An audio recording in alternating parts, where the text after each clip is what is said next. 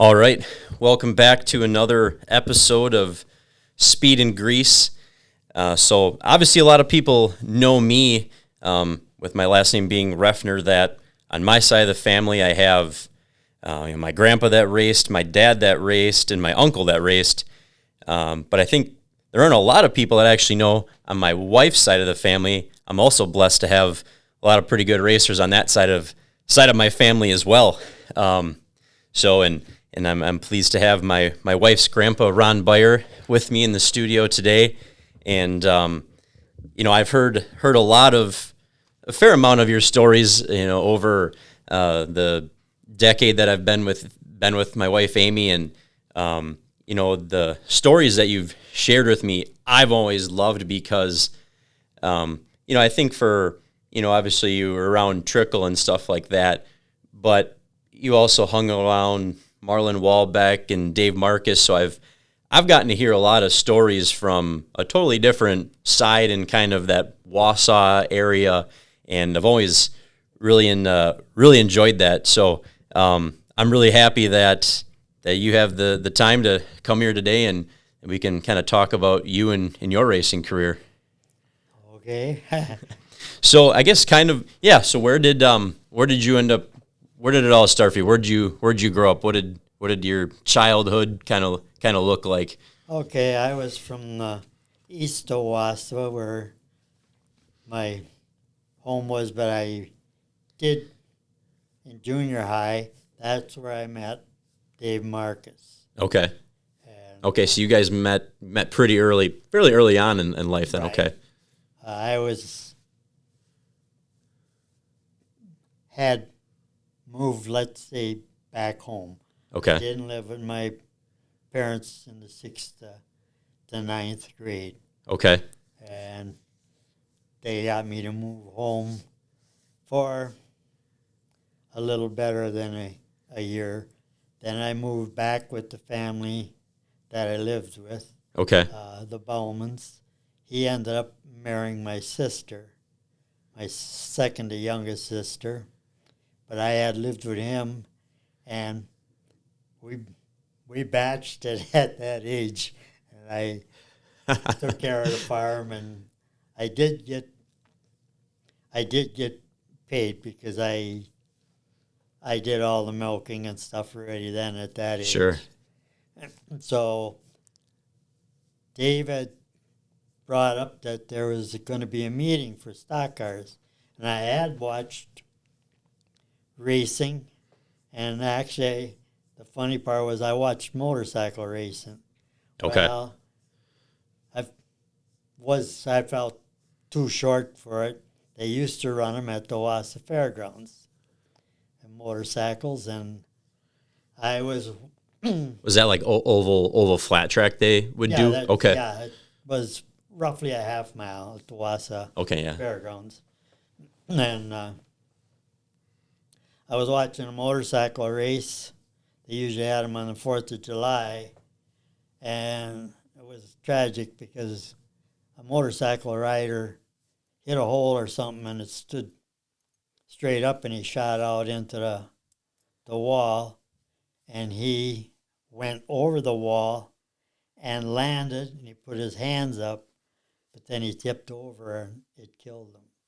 So that was the end of my thinking about motorcycles. Okay, yeah. So, pretty short-lived thoughts there then. So they did have stock car races at the fairgrounds for quite a few years. And one of them went, the gal would have been my same age, by the name of Schmerler, and they had wood poles on top of the concrete. Okay. Like a rail fence, I guess you'd call it. And something hit it, and she got hit, and it blinded her. But I still wanted to race. So when Dave told me about a meeting at a bar up on North 6th Street. So I went up there. I don't know who started it. I got a hunch it may have been Dave Caston. Okay. And Roland Parquette and I don't know who else, but they're the ones that decided to have this meeting, got word out. Okay. So our dues were only $20, but that was enough tickets to get in, as I showed you earlier. It was $1 for admittance to the races at State Park Speedway at the time. Anyway, so I wanted to go racing, and I went up to the garage that I knew the fellow very well and his nephews and stuff, and I went to buy a car from the junkyard there, and going to make a stock car. And he said to me, well, there's a Ford, little 50 Ford Club Coupe. And he said, get the motor out of the station wagon, sitting right up front. And he said, or get it running, that's what it was. See how it runs. I got it running. It had burnt valves. It was missing pretty good. And he said, I thought, well, now everything's over. I don't have anything now. And he says, take the engine out. Get it out. So it didn't take me long. I got it out of there. Got it in the garage and did the valves on it and put it in this little 50 coupe. And then what race or what year would this have been that you were 59. 59, okay. Mm-hmm. Yeah, and so for anyone that's just listening and not actually watching any of this, Ron brought this from State Park Speedway beginning May 3rd, 1959. And it shows when time trials and races start, but it shows the admission on there. Admission, adults, $1 and children 50 cents. At I don't know if I've seen the admission that cheap on an advertisement, so that's pretty cool. But so 1959. I want to back up just a little bit into your childhood. Did you with anyone that you had lived with or your parents, was anyone really into racing at all, whether it's cars or the dirt bikes, or did you just kind of pick that all up on your own? I learned to drive very, very young. Okay. I suppose being around a farm, that's not an uncommon thing for sure. Yes, our home tractor was made out of a Diamond T truck. They call them doodlebugs. And I actually taught my older sisters how to drive. And I was so small when I started driving that I couldn't see over the dash when I went to put in the clutch or put on the brake. How old do you think you were? I must have started roughly around 6. Okay. And because I also went to different farmers to drive tractor for them during harvest and stuff. Okay. And that would have all been before the 6th grade. Okay. So at the 6th grade, basically what happened is my parents lost the farm. Okay. And they moved to this fellow that I said earlier was my brother-in-law, that ended up being my brother-in-law that I lived with. Mm-hmm. But they had basically 3 farms. And they rented one home to my parents for a short time. Okay. And then my parents suggested I stay there. It's not nice, but I think it was to pay rent. Yeah. And I stayed there till the 9th grade. Okay. Then my mom wanted me to move home. There was a reason for that too. So I moved home for, like I said earlier, I think about a year and a half. Okay. And something happened, and I called the one that ended up being my brother-in-law, told him to come and pick me up, and I had to move back out with him. Sure. So then I lived with him through the rest of high school, and I was still right near Shanix, which that would have been from where I lived on Highway 52, about halfway in between that and the old farm that I came from. Okay. Where I came from originally was about 2 miles south of the Marathon-Lincoln County line. Okay. That was where the home. And Shanix was maybe 4 miles south of where, but that was farm type garage that farmers around the community could take their tractors, cars, and Okay. tires. He was full service. Sure.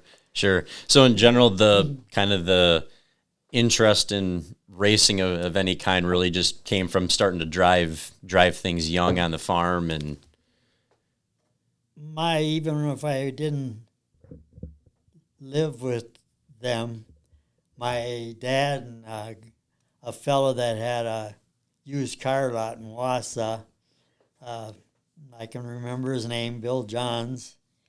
They tried racing, okay. and that was a disaster. And then they tried a speedboat. That was just as bad. But I had watched racing very, very young when I could get to the LaCrosse Fairgrounds and Okay. Okay. Cool. So that's what made me get interested in it and get the chance with Nick Shanik. Was very good deal for me because he told me to get the car engine out, and as I said, and I did that and did it running. And he goes and puts a roll bar in it, and these are some funny things. The county trunk G was going to be blacktop. So the road was graded, so I get the stock car running on Saturday night and Saturday late afternoon. He says, let's take it up on the road and do some cornering. See how it cornered. This is a true story. I didn't put no seat belt on, and we just had belts. Yep. And we go up to the corner, and I flipped the car on the side. True story. My feet were standing out the driver's window. We tipped the thing back up, pounded some dents on, and that's how I went to the races the next day. And I didn't time in that good. Okay, so you flipped the car the day before you were going to go. Okay. Actually, And then you just went around the corner and ended up rolling itself up. it. Okay. And, Confidence to go race the next day wasn't rattled too much after that. So we went, and I can honestly say, I don't know, might be in some of the old papers there, but I was in the first heat. I think they had enough cars so they had 3 heats. Okay. But I was in first heat, and I started near the front, and then a semi-feature, and I did. Like I say, it might be in records there. I won both. Okay. First time out. So That'll get you hooked pretty quick then. that got me hooked, and it got some of the older drivers shook up right away. Because how old would you have been at that point? I could have been 17. Okay. Because at that time, that was young, and we had to have a release from our parents.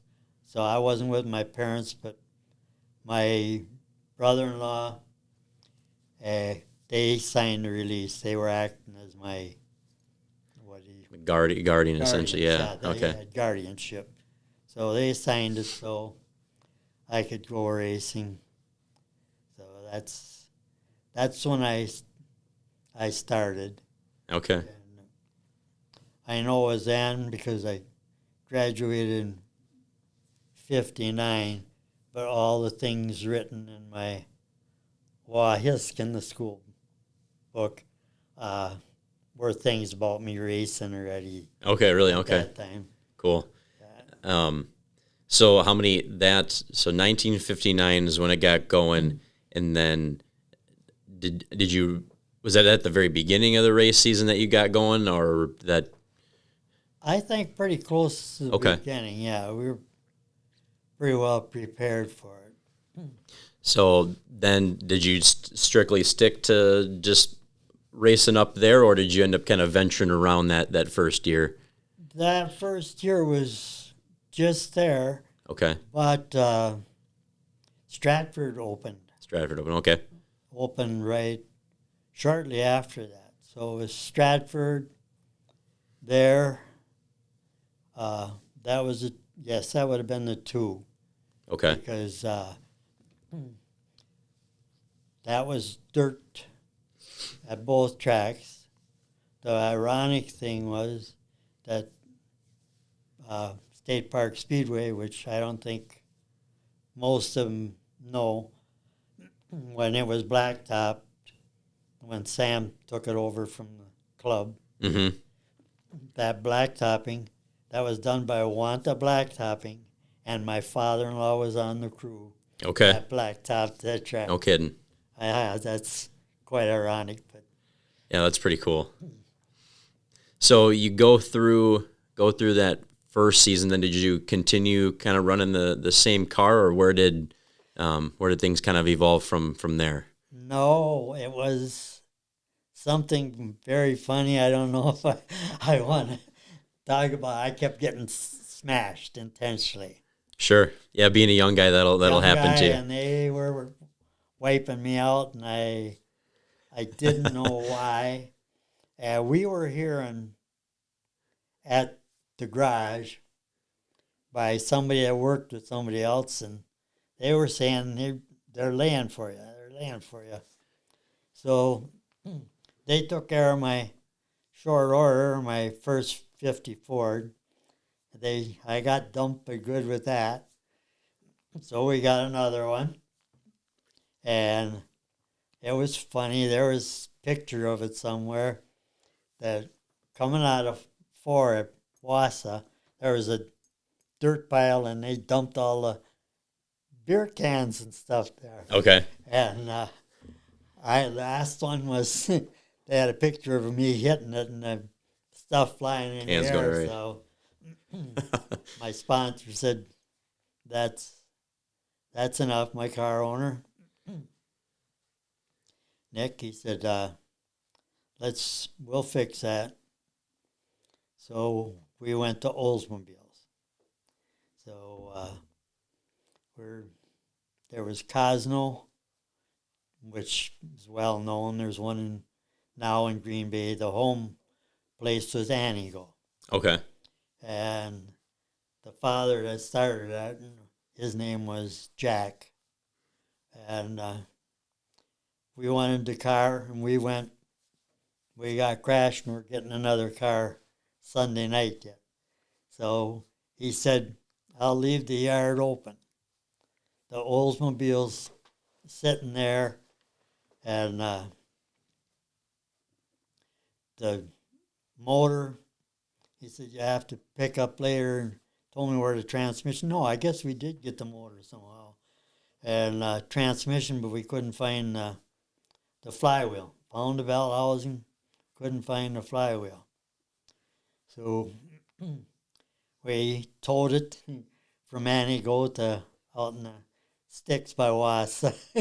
Because actually that place would have been quite within a couple miles of being centered of Wausau, Merrill, and Anigo. Okay. Out in the country there. Sure. So we pulled that car back all the way on G that night. And so we didn't have a flywheel. So I don't know. Nick was going to town for something.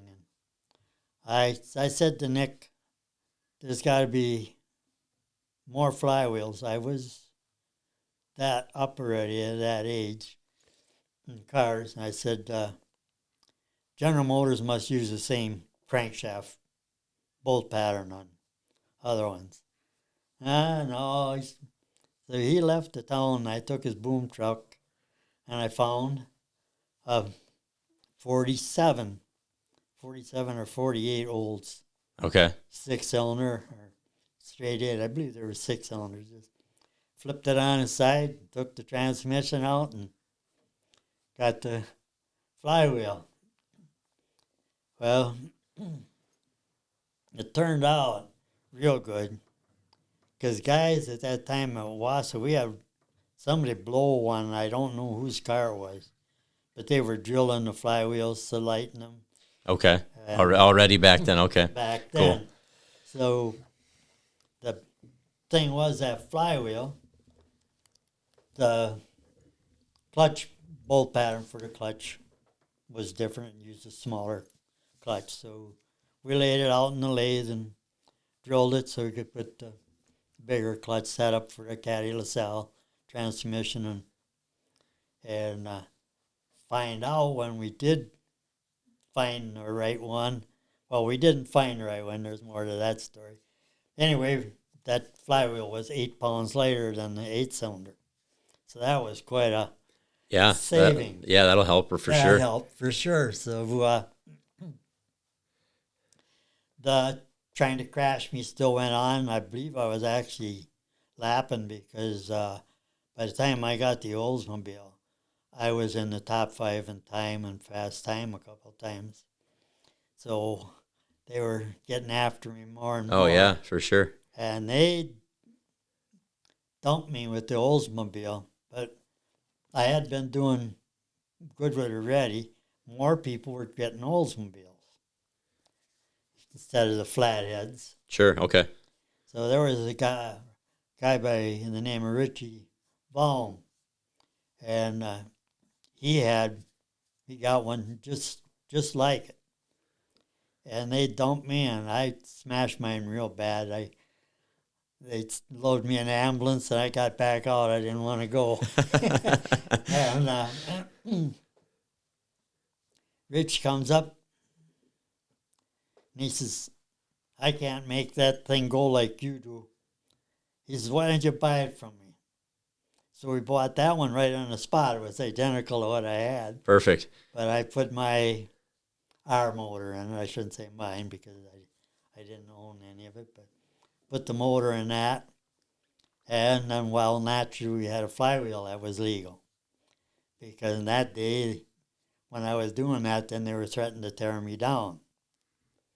So they were taking the cars, they tore them down.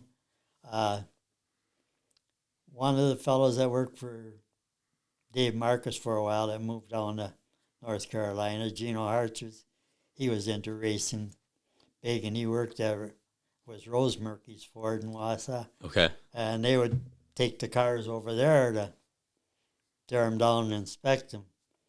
So I thought they were going to do it because I stuck the light flywheel in naturally on his car.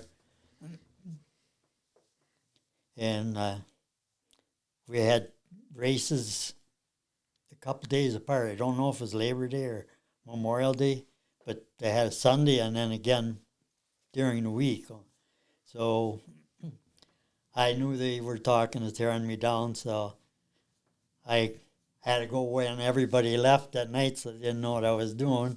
I was out there changing flywheels and went and picked up one of the neighbors. So we worked that night pulling the transmission, changing the flywheel and stuff. So I was legal if they tore me down the next day. Yeah. It was fun, and that pay was real well, whoever for them 2 days. And other fun things that happened that you'd probably like from that kind of history, I don't know. But the Schwedys out in town of Texas gave away a beef steer.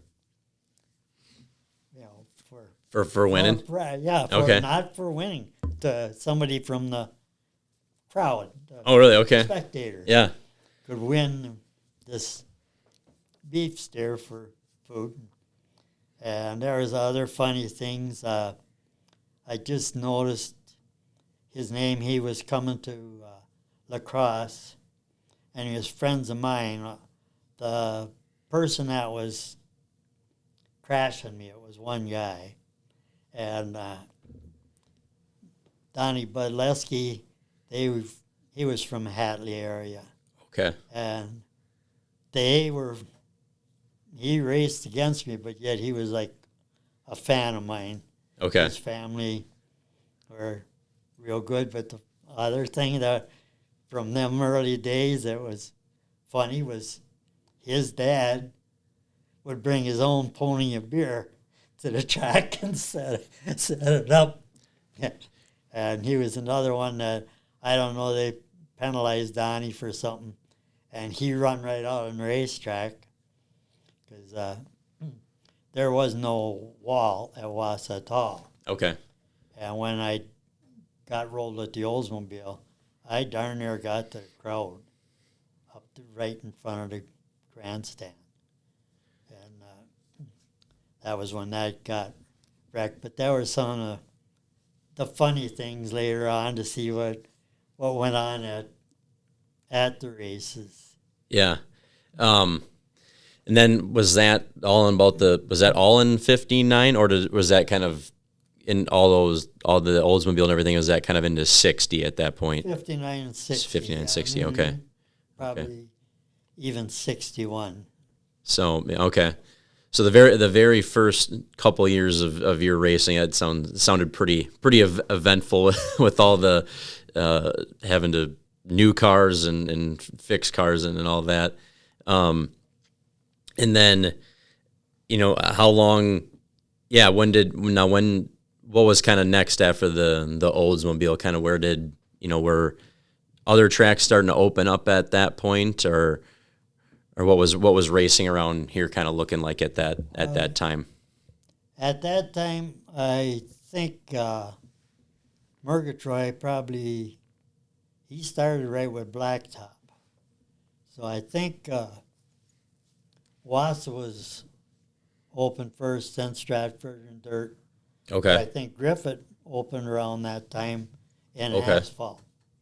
Okay. So we didn't race there, at first. And then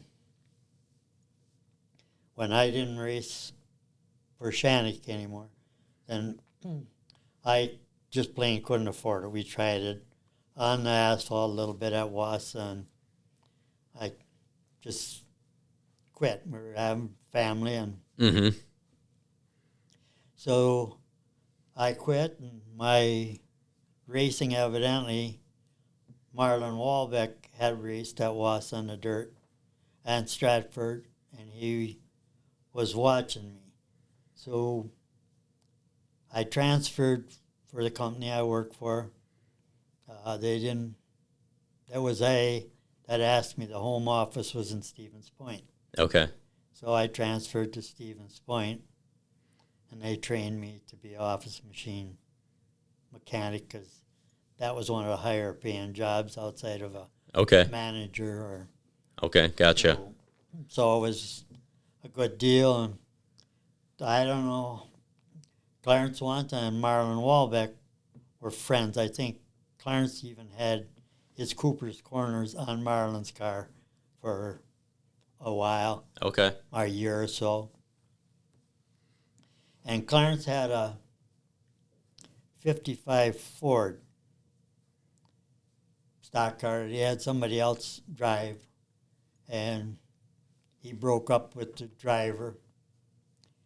So Marlin said somehow that kid from Wausau, he lives right in Point. Get him. So I came home from work, and there was a big caddy parked out in front of my house, and tells me he'd like me to come to race for him. And that was Marlin. No, Marlin. No, it was Clarence Wanta. Oh, Clarence one. Okay. And I said, talk to the wife. She said no. Yeah. So this went on, and then Marlin comes down. And they really were after me. So one time they took me out to, on Marv had to remind me of the name of it, where Marv and Bach and, and probably your grandpa hung around. Sure. Dylan Stapp, there we go. Okay. And out toward Rudolph. They took me out there one time, meet the other drivers. They hang around here. And Marlin was good. We were going out there with his caddy. He had a caddy too. Okay. A little older than Clarence. He did a 360 in the road with that caddy, giving me a ride. So we went there, and I wife wasn't sold on it. You're not going back racing. So then they took me to the Dells. That was, naturally, I was all blacked up by then. Okay. Because I had missed those years. So I must have been Linden Station. I didn't think it was. I thought it was closer to the track. But they took me there, and there was no racing. I don't know why they took me, but it must have been Leo's. Because it was a bar with a minor bird. Okay. And they made sure they got me moved so that minor bird was right behind me. And they got it to squawk or whatever you want to call it. So I jumped. So they took me there, and it went on. I don't know, it was off season evidently. And then finally they said, Clarence says, if you drive for me, you don't have to work on the car, and I'm going to split this 3 ways. The guys that keep up the car, you get a third, and I get a third if you come to drive for me. So I went back in the house after they got done, he and Marlin that night, and the deal was you don't run the feature. My number went to 3. So it's supposed to be 3 and 30.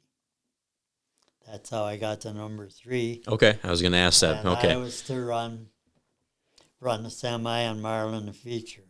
Okay. And that's how I got started. But I did take the Ford, got it running. That was the first car. I got the Ford running. Somebody in Point the guy that was supposed to be doing the engines wasn't getting it going, and it was at the old Bakerite building, and the building was open, and I was told it was open, and the car was there. So my wife and I went over and got it started. Got it going for Griffith Park. First race out, the wheel studs on the right rear broke. I barrel rolled it down back straight away. Oh, crap. So they dragged it home. Adams took it home behind their wrecker because they brought their car with the wrecker. Okay. So then they drove theirs back through the side roads from Griffith Park to Plover. So Clarence says, well, you like Chevys anyway.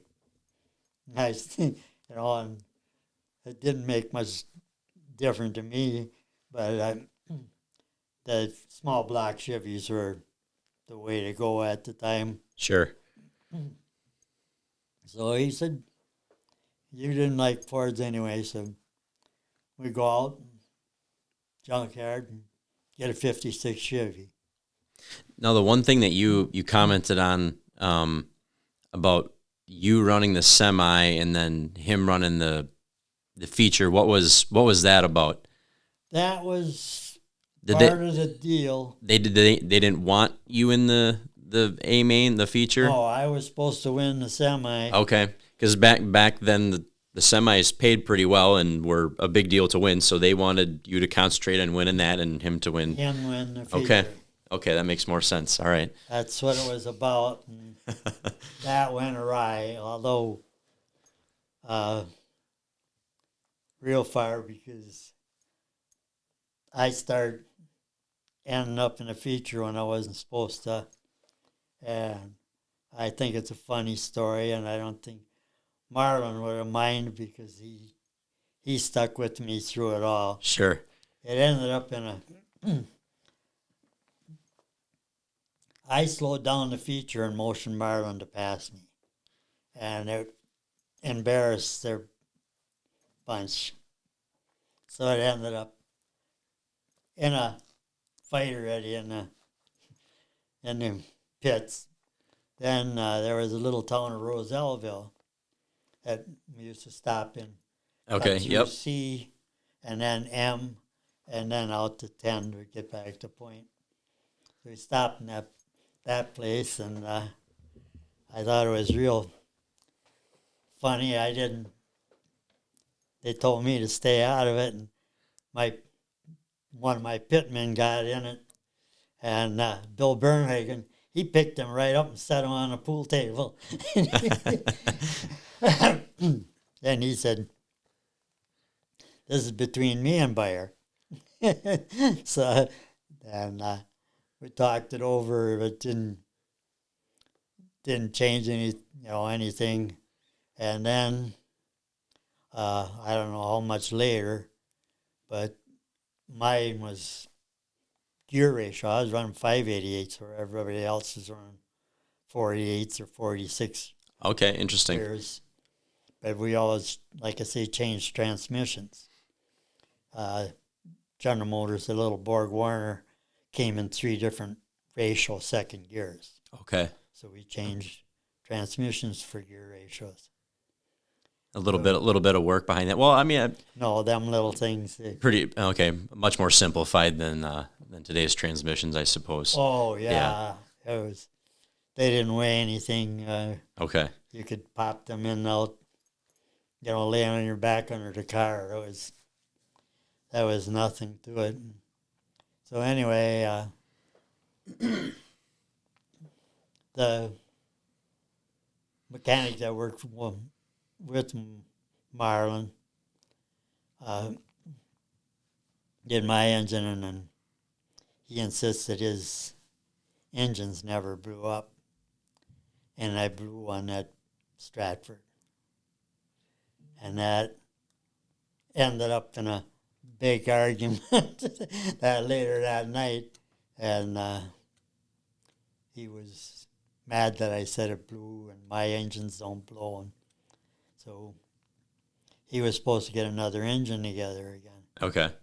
And he wasn't getting it done, and I went to Jack Delkey's, and I got another engine, a truck engine. It was only a 283, and by that time, which Marlin was doing real well, but those engines were engines they were pulling out of the Brad trucks, 327s. Okay. So Dave, Marcis, when he started going good with his 57s, he was running 327s also. Okay. So they were, quite a bit bigger than the 283s that we were supposed to be running. And that even ended up in a comment, no problem. But I got that engine in, got it running without him. And he was still supposed to be with the car. And then, as you probably seen, I was in the dash I showed you with Marlin and them. Yeah. With my own engine and stuff that I put in. So feelings kept getting hurt there. Sure. So then we split. I was not tied with them to keeping the car up. I did it totally myself and with help because I had, full-time job, and we did race 3, 4, and 5 nights a week. So all still doing a full-time job? Trying a full-time job. So so anyway, like I say, Marlin and I stayed real good friends, and then things happened. I told you about that. I think farther down the line, Sam had Wausau. He got Stratford. And when Stratford went to Blacktop it bothers me who somebody, it might have been Clem Drosty already. Okay. The land there, a lot of guys disputed when I said it, was owned by Spindlers. Okay. They talked about the cars going in the cornfield and stuff. But Spindlers on the other side of that had a mink ranch. Their mink. And that house was right on, 90? Move out of Marshfield to Stratford. 153 come in from Mosinee. 97, I believe it is. Okay. And his home, they had a brick home, nice home. And when they were going to blacktop it, he must have asked something, and I was asked to come over too. So somebody from Rapids and I met, I can't remember where. Then we went to Spindler's, and he had a real nice den in the basement with fireplace. And Sure. and we talked it over about blacktopping the track. And Spindler, I think, kept the dirt up when it was dirt. He must have been his idea to have the track. Okay. And the guy that was doing the promoting at that time had a bar in Stratford.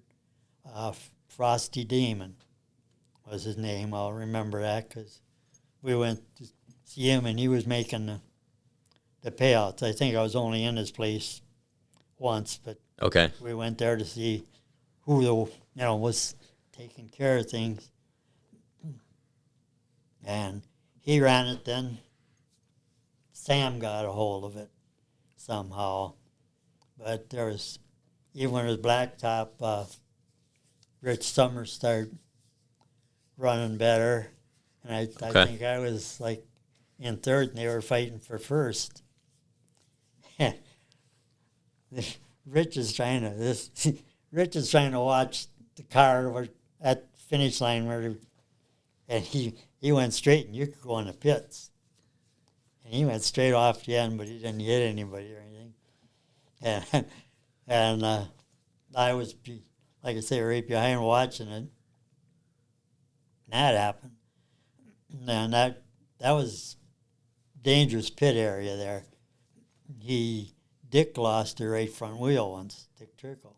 Okay. That went flying through the pits. So, but anyway, there was more funny things that happened there. Sure. Just like the other tracks, we had somebody park in the infield and try and hit the guy coming around the corner. Yeah. He got bumped by the guy and taken out, so he parked in the infield. He took a fly at him, but he missed. He went right behind him, and he went back out in the field. But things like that happened that were funny things, as long as you weren't involved in them. Seems like you had to keep your head on a swivel while you were watching the races. But yeah, so my part was being involved with Marlin, or the same mechanic that had come to end over that, and then I went to Tomahawk. That I no more than got that engine in. We didn't have a trailer at the time. We were on tow bars, and that guy still pulled my car to Tomahawk. Then I went and beat Marlin again, and he ended up in the stands, all buzzed up, and was trying to drive us home. So, anyway, that really took care of it. But the sad thing was, we got our trailer, and we raced at Griffith Park. And he and the other one that put my roll cage in, he worked for American Motors. Okay. And they are the ones that got killed coming from the races. I don't know if you were aware of that. No, I don't think I know much about that. Right out by 54. Okay. Real tragic. Yeah. the three, yeah, Mogi, his mother, Sandy Winzerski, and Mogi's son lived through it. Okay. He wasn't hardly hurt. And I don't know if there was one other young relation of theirs in their car too that passed in that accident. But anyway, it was bad because Mogi's son had leukemia, ended up passing at a real young age. Okay. Only lived a year or two after that. Oh, wow. Okay. So that was a sad deal. But from there, I just went on. I'd raced for Clarence, to sum that up a little bit, for 12 years. Okay. He owned my cars, and I drove for him. So I was pretty lucky in my racing career. Yeah. For at least 13 or maybe more, 14 years of my racing career, I was a paid driver. Yeah, that's and I guess I've never heard a lot of stories of, I know new people race for other people back then, or someone else owned their car. But how was that common with many people, or was that pretty far and few between to have, I think it was very far and few between. Yeah. I think I was the only one for quite a few years. Yeah. Okay. Somebody else owned that little chicken coop and the Camaro that Lyle died in at Dell's. Okay. That was owned by, I won't be able to remember his name. And then Jerry O'Day, he drove. I can tell you some funny stories there. Yeah. Jerry O'Day was behind me. There's a little story there. Anyway, he drove, I think the guy's name was Richardson. Okay. And they were running mostly dirt tracks, fairgrounds tracks and stuff. And they rolled over at Wausau. In turn one, I don't know who they... And the guy goes out there with tools, and he throws them in the air when he sees the car can't be fixed. And that was the end of him and Jerry. But good stories of the other Rapids bunch. Jerry O'Day was a real trickster. Okay. There was a minnow mall. There was it's that Irish in them. Yeah. From Rapids that officiated at the track there. And Okay. Jerry O'Day and one other one. Anyway, they got in an argument coming from up north. I don't know. I imagine they had a little liquor going on. And one got dumped out of the car, had to get back to Rapids and on somewhere in between Tomahawk and Wausau or something. Anyway, so there was a fella, I think it's worth telling, Jerry O'Day always pulled practical things. So there was a fellow by the name of Lando Newby. Okay. He was in Cooper's Corners bar. All right. And Jerry O'Day comes in, and Jerry O'Day was dealing with house appliances, washer and dryer. He goes to Lando, and he says, I don't know, they must have been sitting there a while by the time I came in, because I'd been working on the car and come in or something. But I came in just in time to catch it. And he says to Lando, he must have been pulling that on other guys. He says, Lando, washer and dryer, he says, both, I think it was $25 or $50. Might even been $50. Lando, oh yeah. And yeah, Jerry's I get it. Give me the money. Lando gives him the money. Jerry goes out, comes back in. He had a shop towel pulled through a washer. Here's your washer. There you go. I don't think he gave him the money back either. But he was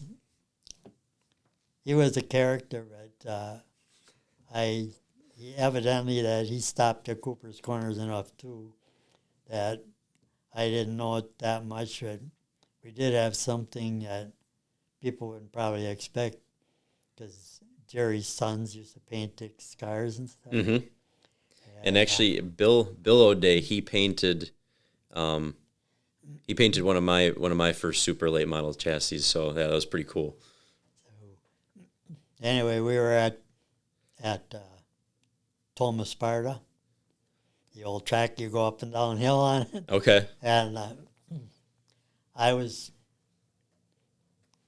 bunched in traffic, but I was going through, and Dick knew my Chevelle was quick, and I don't know if he meant to do it as bad as he did, but he got me enough, so I went out, and I got back in and finished the race, and I come out, Dick was still in the car. Jerry O'Day went up, grabbed Dick, and was pulling him out of the car for hitting me. For doing that? Yeah, I was surprised. Here's, Dick's from Rapids, Jerry's from Rapids, and well, Dick was probably still out of Rudolph, but sure. He grabbed Dick, and he was really hollering that. What year was, you're talking about being in a Chevelle, so what year was this probably now? That Chevelle, that was basically a new car when I got it. It was didn't have hardly any miles on it. It had, was an oddball. It had that high-powered 350 that they came out with. I don't know what they called it yet at that time, but that's the Chevelle I got anyway. Okay. That was in accident. We straightened it out. I picked that up at Edgar, and then we sold the motor out of there. All right. And we were going to big blocks when I was building that, and I was debating what I should use, Mopar, Ford, or General Motors. Mm-hmm. So I was going through, torque specs, total the engines, what they weighed. We had cast heads and stuff, so you tried finding the lighter engine with the most torque and horsepower. Okay, yeah, that makes sense. So yeah, you're diving into, I suppose you're really back then having to look into what made the most sense, power to weight and all that. Mm-hmm. Yes, definitely. Mm-hmm. So we started.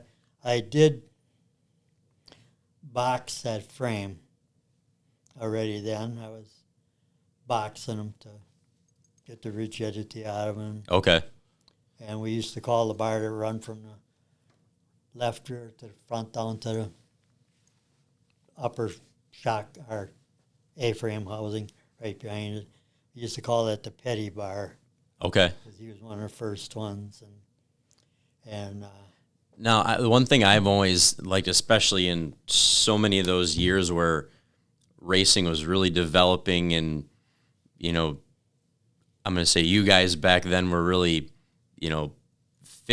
starting to figure these cars out. What did you start running into that? Were you rigiding them up just for more of a safety thing, or was it a handling thing that you were kind of, hey, if we stiffen this up, we're getting this to to turn better, or what were you kind of running into that you were looking to solve? Trying to get chassis flex out of them. That's what my deal was. Okay, and then when I've heard this story about when people started figuring out what stagger was. So what did what for the chassis flex part of it? When did you kind of figure that? What were you running into that was going on? Well, I don't know why. It just was in my head. I didn't like the open frame on the Sure. inside. For that, I wanted more rigidity to keep Okay. twist out of it. Okay. And then I was able to purchase frames from General Motors separate. I did get along with them good.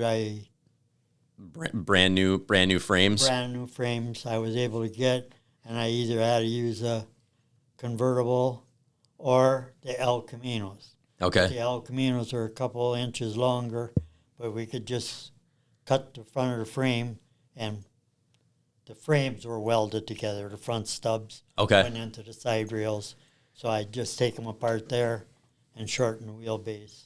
Okay. Gotcha. And put them under the Chevelles.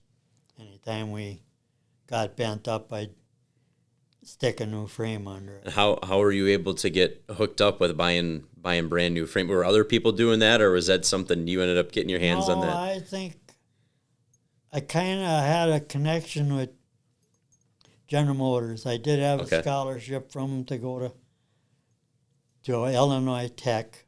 Okay, no kidding. So I stayed in them. And in fact, there was more things that they did. People didn't realize, even at Milwaukee, some of the not major races, General Motors people are there. They Okay. were there. The ASA races. I didn't qualify. It was my own fault. I should have went out and bought gears. I had too much gear in. And I went through, I don't know, 3 sets of tires or whatever that one day to get her to try and qualify. And then I didn't realize it. Then a guy from General Motors walked up and said, what them guys got and what they're spending and what you got. He said, you realize that at that time what they call a Nationwide had run at Milwaukee a few times. Okay. And he says, do you realize you would have ended up about halfway in the field? No kidding. Time Really? compared to the Nationwide cars.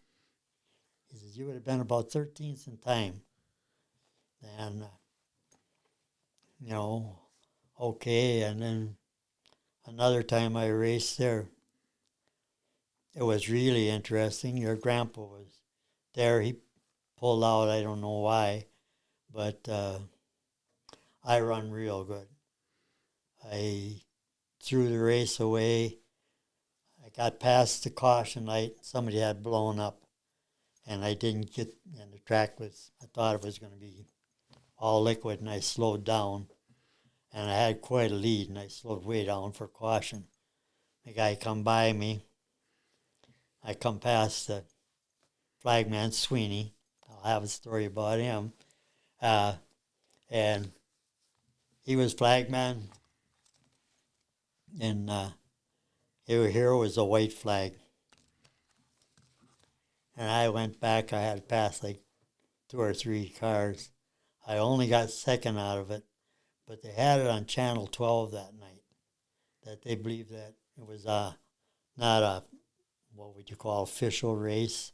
It was something Mrs. Guthrie put together Okay. for us. A.J. Foyt was there for autographs. Like an exhibition race kind of a thing, or Yes. okay. Mm-hmm. And but they did keep showing it on Channel 12 when we were at the motel that night and talking about one of the closest finishes ever at Milwaukee. And Okay. it was fun because when they said when I came out of corner 4, there was grass flying.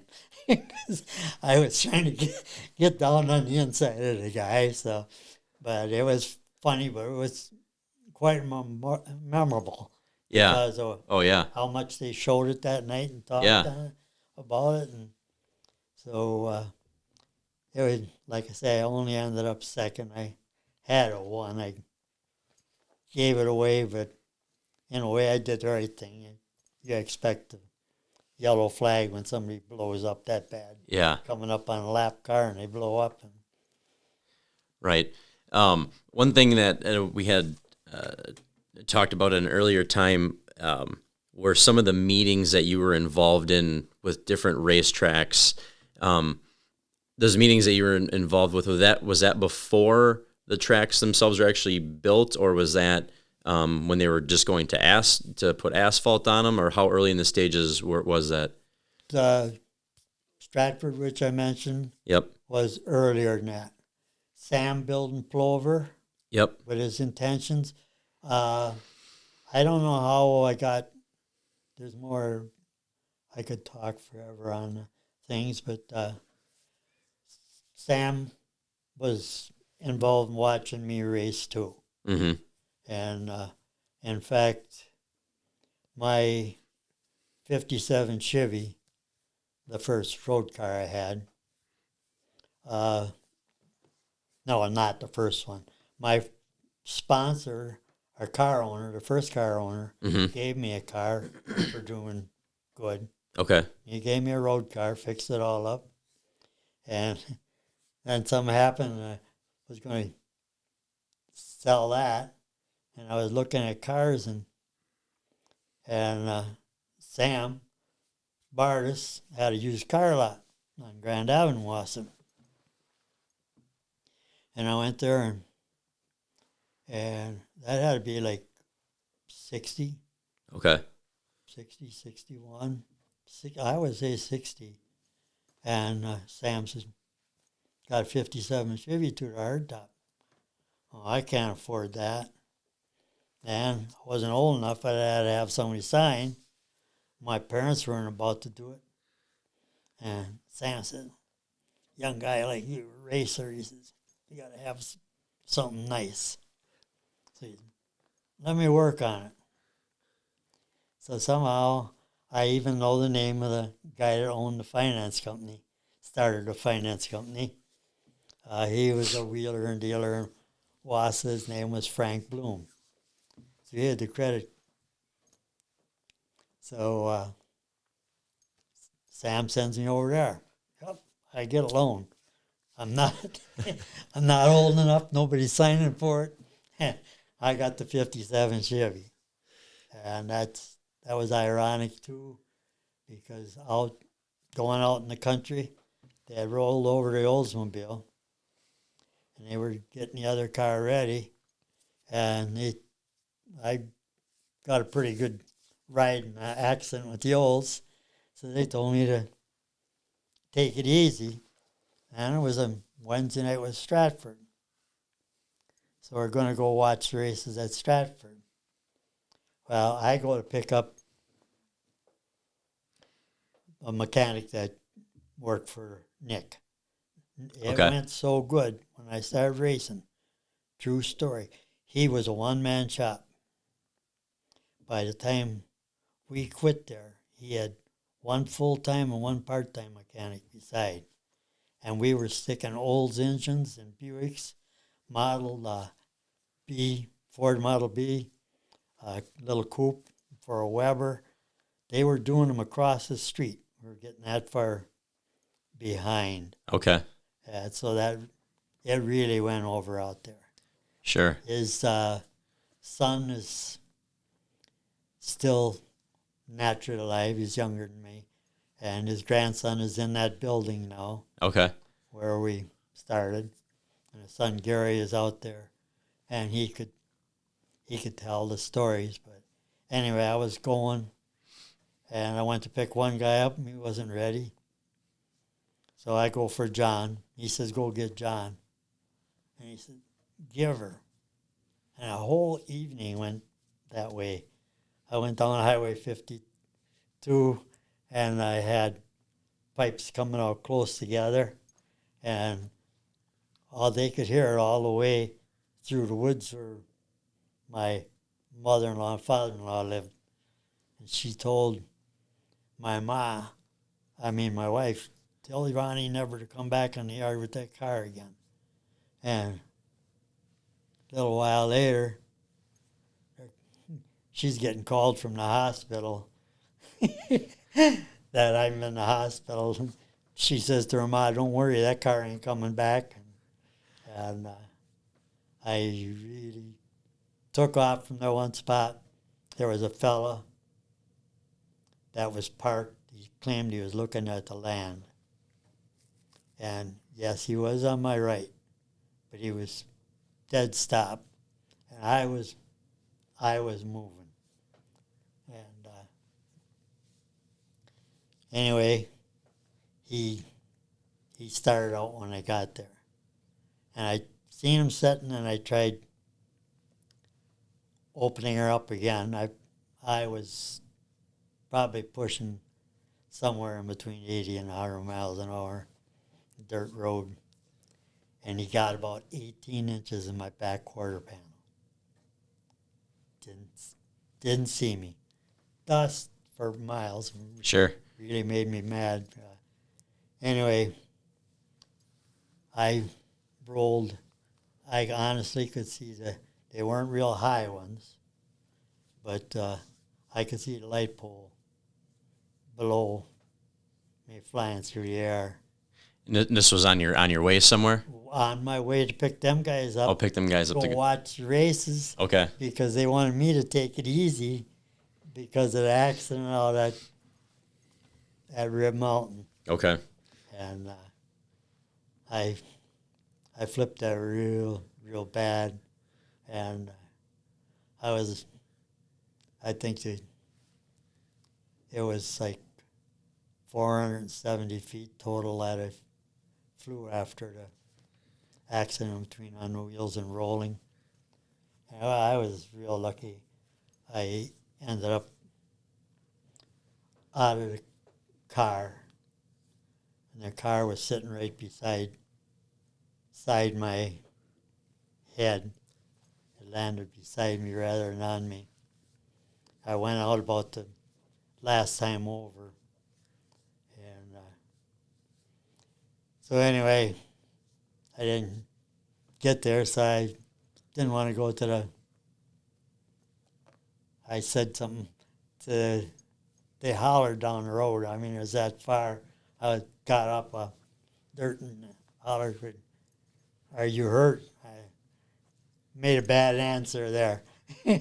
You fool, if you'd have went through that, would you be hurt? I said to him. Yeah. So then I went up to Shannick's, and it just happened. Well, Nick had to pull the car up and stuff, and I walked quite a ways there yet. And there was a lady who was picking glass out of my back and stuff. I would imagine. And so finally I gave in, and John was going to take me to the hospital. I don't know who I did before Marcus got, that's jumping places, but Marcus had 52 beer bars. Somebody else had it. Okay. And I used to 10 bar there for him once in a while after work. Okay. And I said, they said, we got to take you to the hospital. We're heading for a hospital. No, let's stop and have beer. See, so we stopped there. I couldn't even drink it. It didn't taste good by then. So then I was going into shock, and they got me up to the hospital, and they told me, called my mother and said, and my wife up there, she wasn't my wife at that time. And they said they figured I broke my back, lower back. And that ended up funny because I'm Protestant, and their ICUs, there was no such thing. And St. Mary's Hospital in Wausau, what they had is the nuns or nurses. Okay. And they sit right alongside your bed. That's how they monitored you then. Okay. You know, instead of the buzzer just going off. Yep. All that stuff. And I'm there, and I went quite a while. I think I made it all that night. And the next day or something, she left. I'm going to find a bathroom. I got up and I went right to the floor. I was going to crawl down the hall. I thought I could hear a bathroom. So I go on my stomach trying to work to the bathroom. They caught me. Then they took all my clothes away. So I spent I don't know how many days in there. It wasn't real long, but I from my back getting it that low and stuff, I was black and blue my whole bottom and legs, Sure. stomach. So anyway, I got out of there, and but it was ironic because they were telling me to take it easy, and then when I went to pick them up to go with me when they closed up the shop, then I got in an accident with my road car too and smashed that. So But to go, well, I'm glad you came out okay on all that, and because I really haven't heard many stories about the conversations behind building the racetracks when Sam did approach you on that. What were they kind of on any of those conversations about the tracks? Because I think Madison too, you had a little input on that. yes. So yeah, what were those? What were the conversations about building a racetrack like? What were people kind of ideas people tossing around? Well, he was Sam tossing around the banking of Plover, Okay. how much banking he wanted to put to it, and Sam, I won't remember for sure which one it was. One meeting that I met with Sam for the racetrack was at the Blue Top Supper Club, Okay. right over near my house, Yep. and the other one was at the Sky Club. Okay. We met at the Sky Club for one, and Sam's brother, Ed, which started American Asphalt up on I-39. Oh, really? I didn't know that. I'll Really? tell you a story about that. Okay. He paved Plover tracks. Okay. The Cook brothers, so I was that much. Cook brothers are doing the grading and the plowing. Okay. We talked with them. Then Sam got the idea of Madison down by Oregon. So then he talked about laying that out. And he went, I believe that track was only a quarter mile, the inside track. That's where we started out. Okay. And that had a bad pit area too, because at that time you could run off. If you run off of one, you'd run right into the pits. That was all Sounds like the pretty common setup to end up having. So we so he got that going, and then it was all right because I was getting paid for driving for Clarence. Okay. Yep. Then Sam said, "I'll give you $100 to race at Madison for tow money." So I wouldn't get my money at the stands because I wasn't, nobody was supposed to know. So Sam would come with his Cadillac and Yeah. drop off the money at Cooper's Corners for me for racing. Then later on, he wanted to get more guys there. So then I was the one that got Trickle show money for there too. Okay. I was the one that told Trickle, come on down and we'll get paid. So Madison, I mean, its origination started as a quarter mile. Yes. Okay. When it was was it called Capital back then when it was a? I believe so, yeah. Okay. Gotcha. I guess I never had even really known or realized that at any point that it was a quarter mile. I mean, maybe I just haven't heard, but don't remember. But didn't know that at all. So that's. Yeah, when he made it bigger, he would run engines for a Wagner when Carl was going to set up the shop down south. Okay. And by the name of Johnny McNamara, and a thing happened at Madison. Somebody, each time I got to the front was taking me out. And I don't know who was flagging there, but they weren't a fan of mine. And they kept putting me to the back of the pack and even that car there. And I caught that guy like 3 times. Well, the madder I got, the faster I came through the pack. There's another good story you want, just like that. And Johnny McNamara seen it. And I didn't know Johnny that well at the time. And I don't know, he put the guy in the wall in the front straightaway. Okay. Just waited for him to come around. He let the guy lap him when he come to pass him. He took him out. And he come, McNamara comes in the pits and after it, and he says, he had it coming. He says, if you weren't going to do it, I was. And so that was funny. And the worst part was when they were putting me to the back all the time. My car owner was there. And he just made, because they were having most of the Madison drivers, and us guys were coming in. Okay. So there was animosity there. And yeah. And then my car owner, he made it all the worse once they stopped it. I don't know, somebody else got mashed because of this going on. Mm-hmm. I didn't, but somebody else did, and they stopped the race. And my car owner comes up to the fence and hollers, "Get that blankety blank, I'll buy you a new car tomorrow."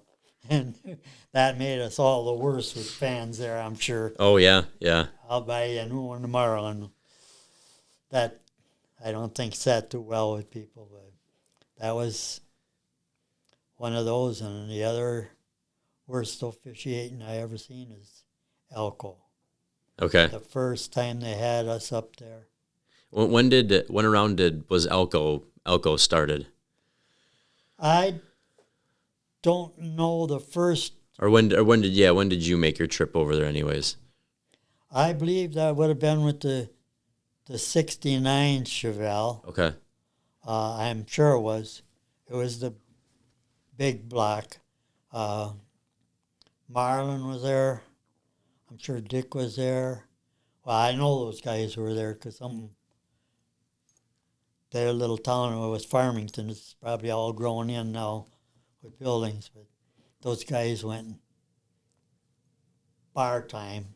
They went and blocked the streets getting in and out with their haulers. And that didn't go over good with police. But anyway, the race, the next day, I was having one of them days where I was really fast. Mm-hmm.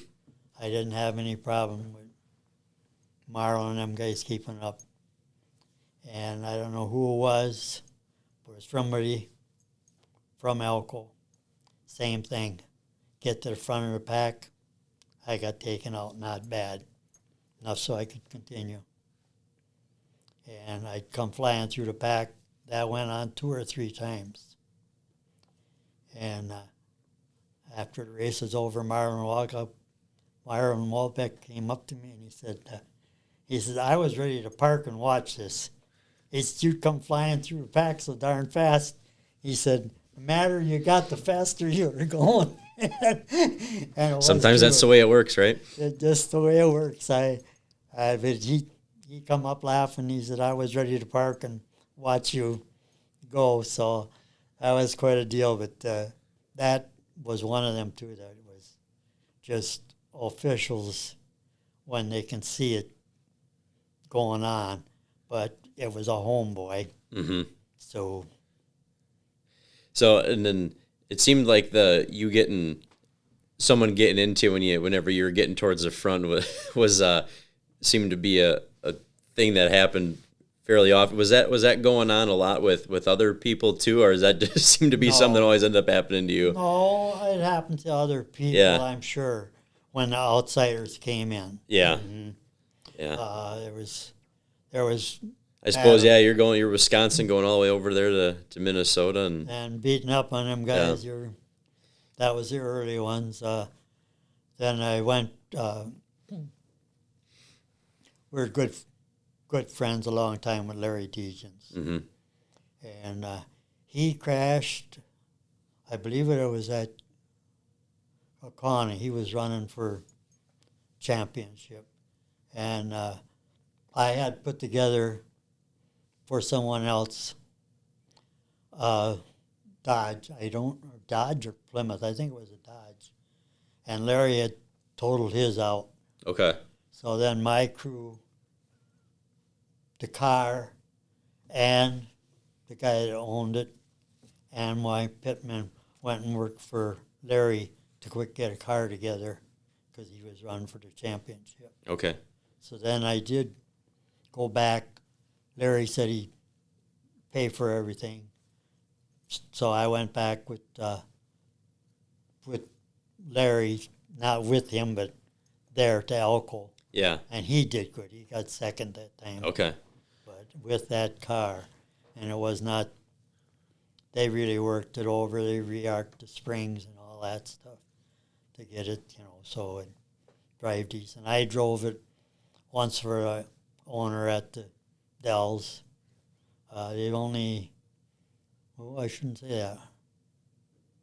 I believe over the years, I drove about 5 other people's cars. Okay. For twice or 3 times at the Dells, at Griffith Park, at Wausau.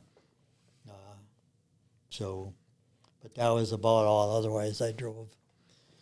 So, I mean, it always seems like you're pretty fortunate in that aspect to be able to race for somebody else, even, from the very, very start, really. I believe so. Yeah. Very few people got to do that, I'm sure. Yeah, no, that's pretty cool. What was your favorite car that you had drove probably up until, around that era? I would say probably the most fun was the Oldsmobiles because I was so outstanding. Yeah. For my age at that time, I was young, not like right. these days, and to win as much as I did right from the get-go and then be able to get that and the things working that well. Like I say, my first car owner even bought me a personal car and as a gift for racing. And Okay. so there ain't too many people get that. No, that definitely not. So I'm trying to think what did you do any Arco stuff when that Arco started kind of coming to the scene? Yes. Okay. Arco with John McCarnes. There's a story there that probably shouldn't be told either. John and I hit it off real good. Okay. Bobby Dotter bought one of my cars. Okay. And I thought about you a couple times and asked him if you wanted to go because he run Infinity cars. Okay. I don't know who they put in it, but one of the races, Dotter's car in the later years got won one of the Infinity races. Okay. It was a real strange deal, and they put somebody in it, and I don't know what Bobby's doing now, but he too was one of the people that I picked up. He tried racing at the Dells. Okay. And he had an old Arca car. I believe that was a Mopar too.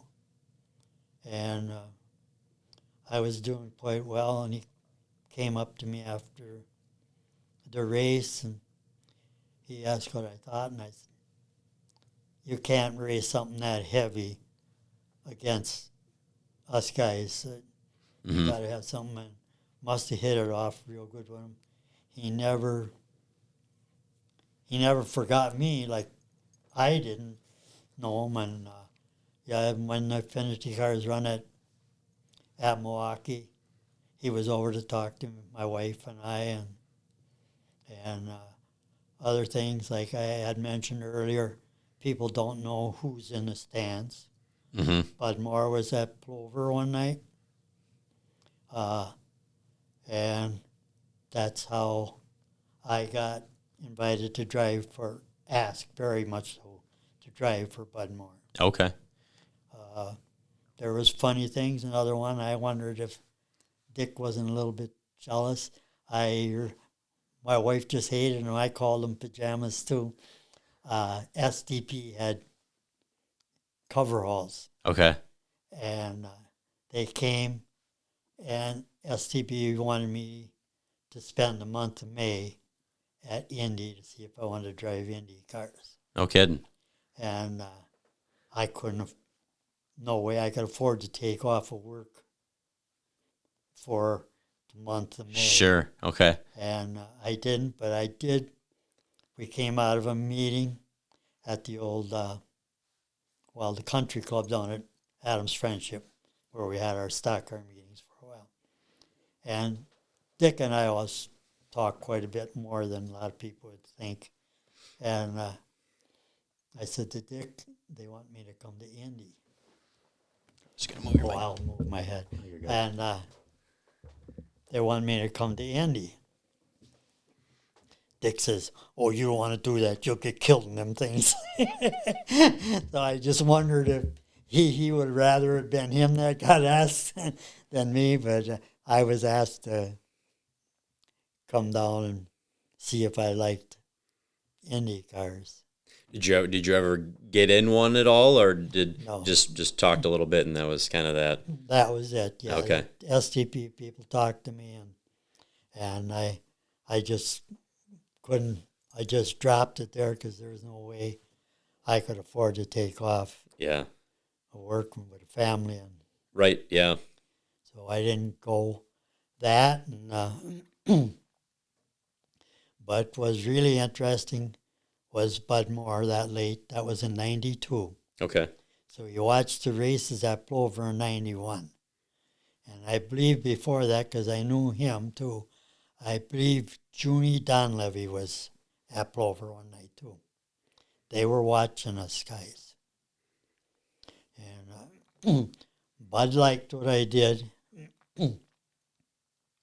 That was ready with all the tire soaking. And I have my feelings about starting the front to the rear, because most of the guys that were soaking them with what they were using at that time, they were good for about 20, 25 laps. Okay. They started slowing down.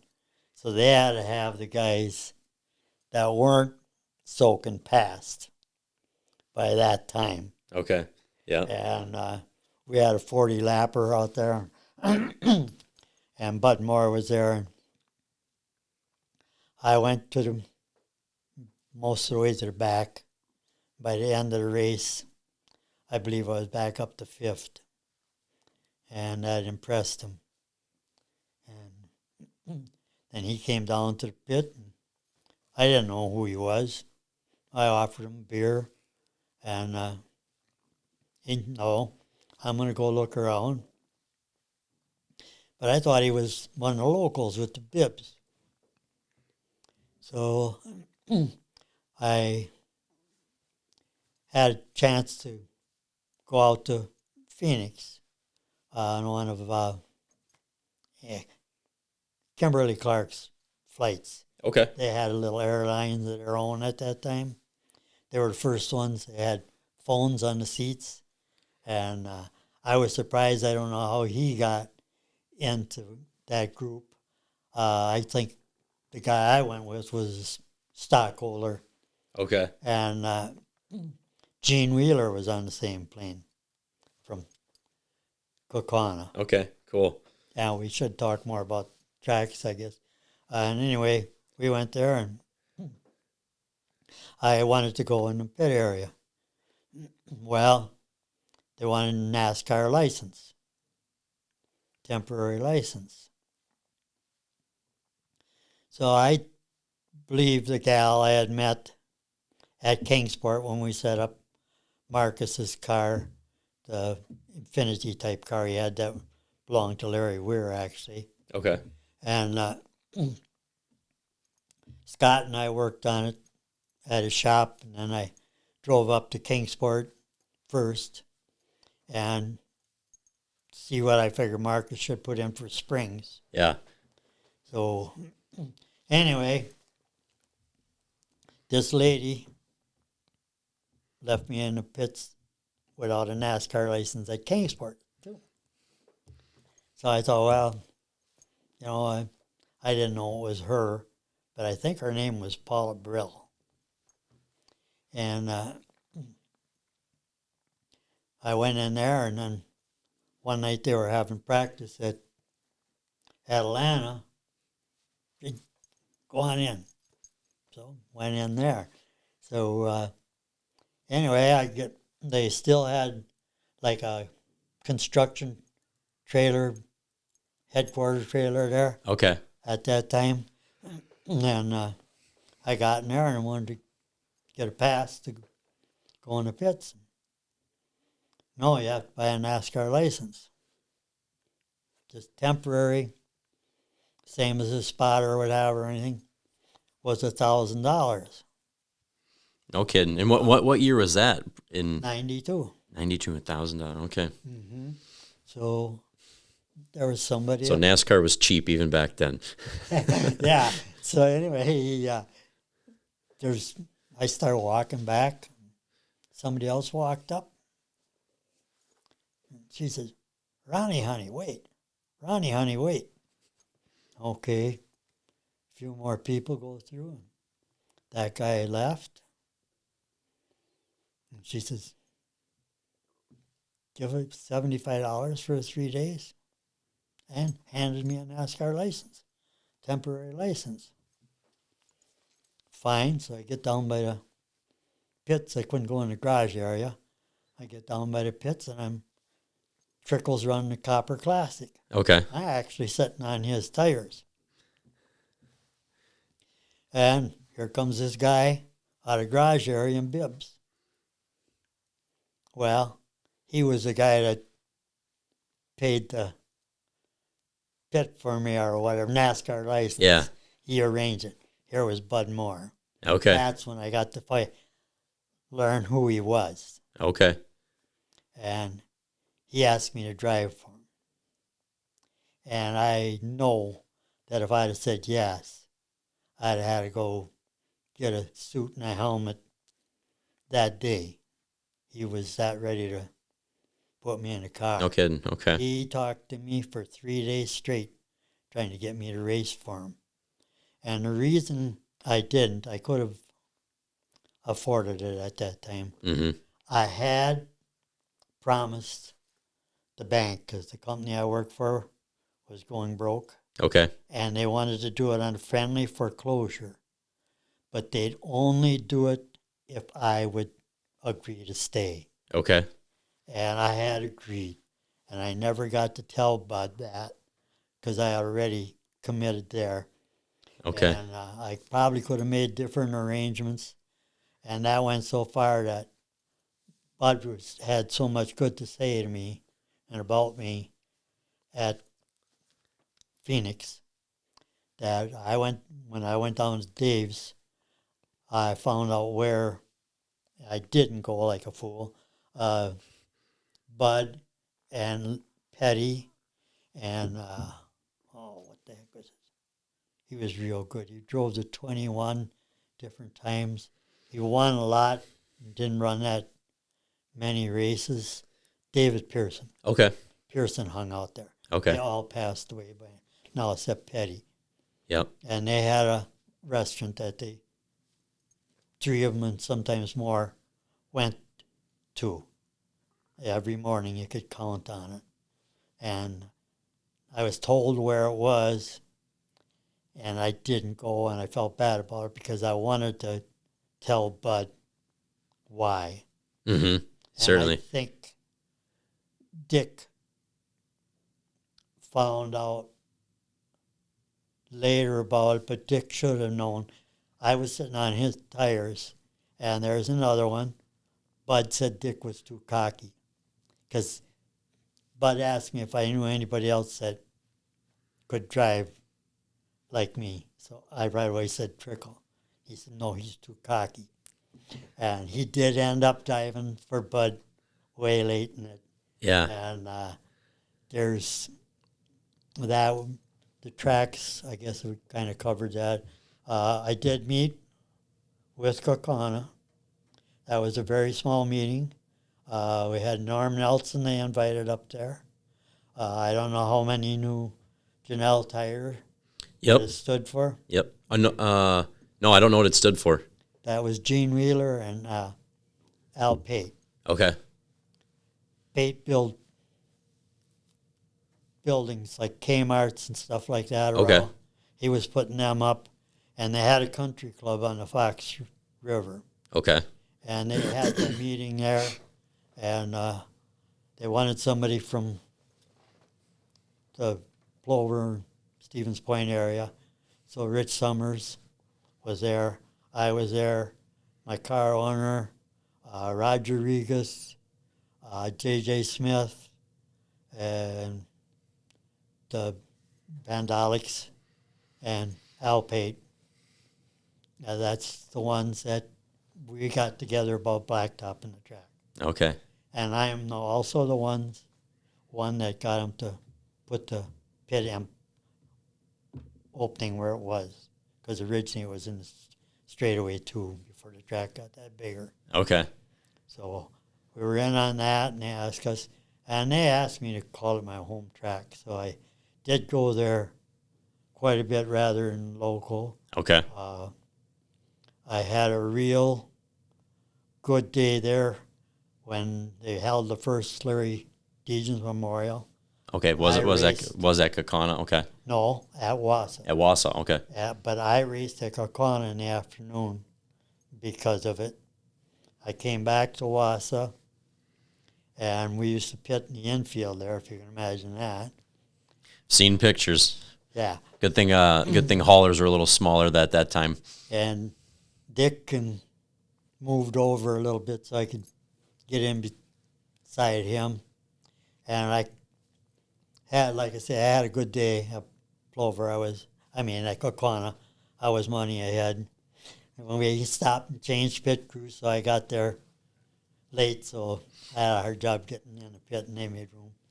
So anyway, I went out, and I believe I had fourth in time. And went in the first 25, and I was leading the points. Phil's got the records. I was leading it, and I come back in.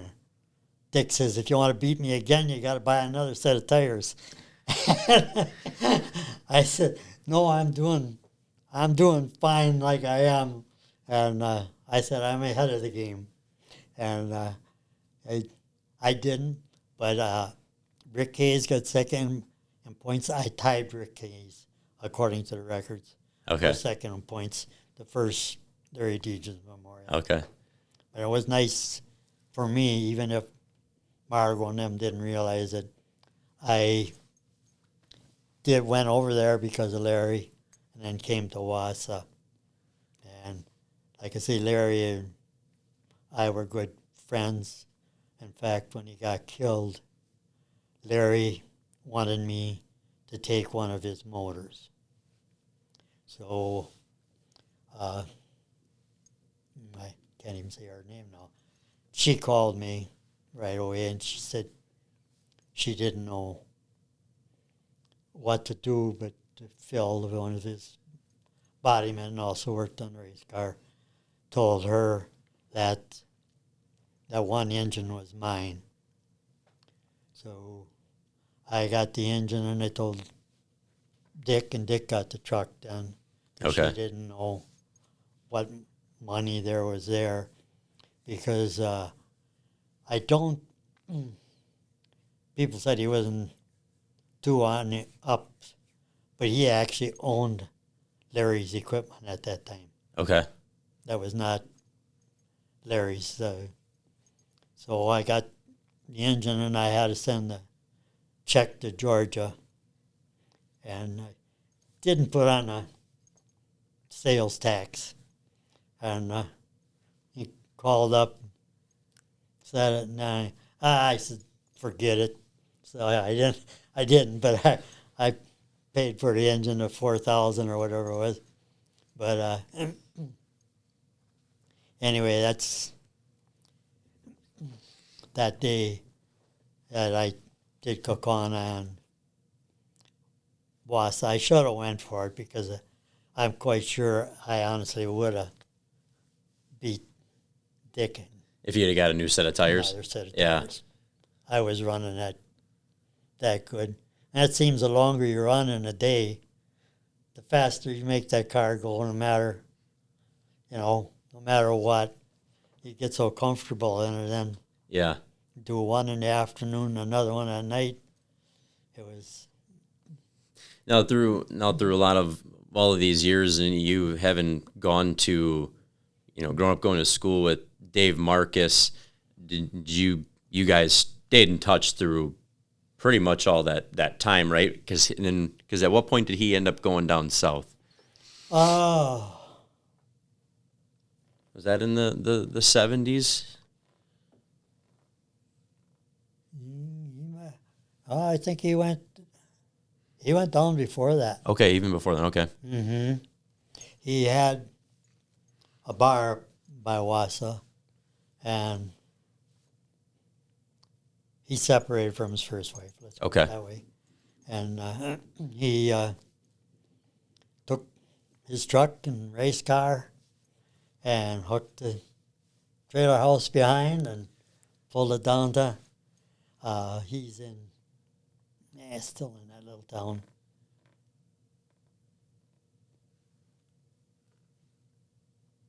It's little southwest of Asheville, down in there. Okay. I can't think of the name offhand. I was there when he had his old shop, when he first still lived in the trailer home. Okay. And he moved his home that he's got or lived in now, that's kind of down the road just a little bit by Avery Creek. Okay. Right near the creek. And he rented a shop in town, and then he built just further down from it is the shop that he had till the end. Okay. But for a while, story of him, he worked with Dale Earnhardt. And, I'm bad that way. I won't think of the name. He actually owned Earnhardt's car in between Childress Knot because he didn't have the money, and then back after they got it going. Okay.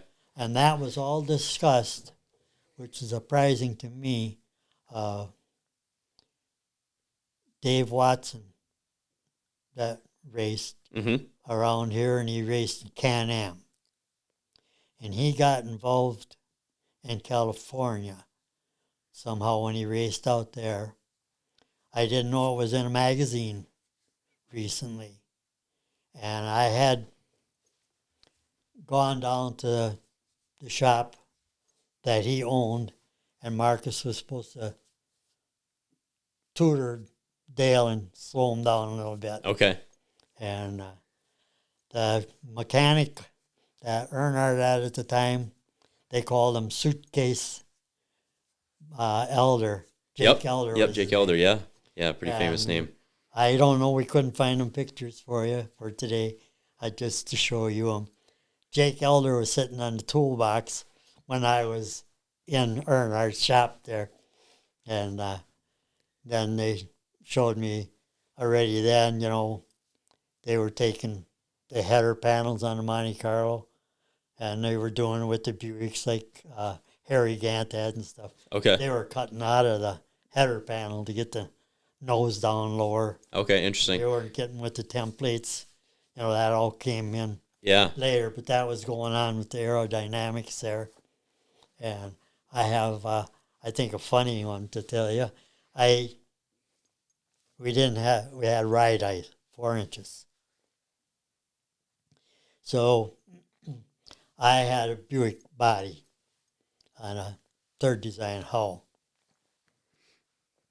That was about as aerodynamic as a brick wall.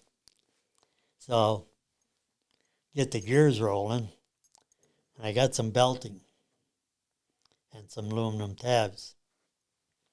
Well, I'd have it up when they come to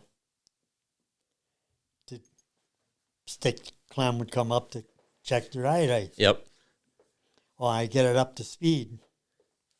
That would go down and rub right down to the track. Okay, and was that right up in the front? Mm-hmm. Okay. Right up in the front.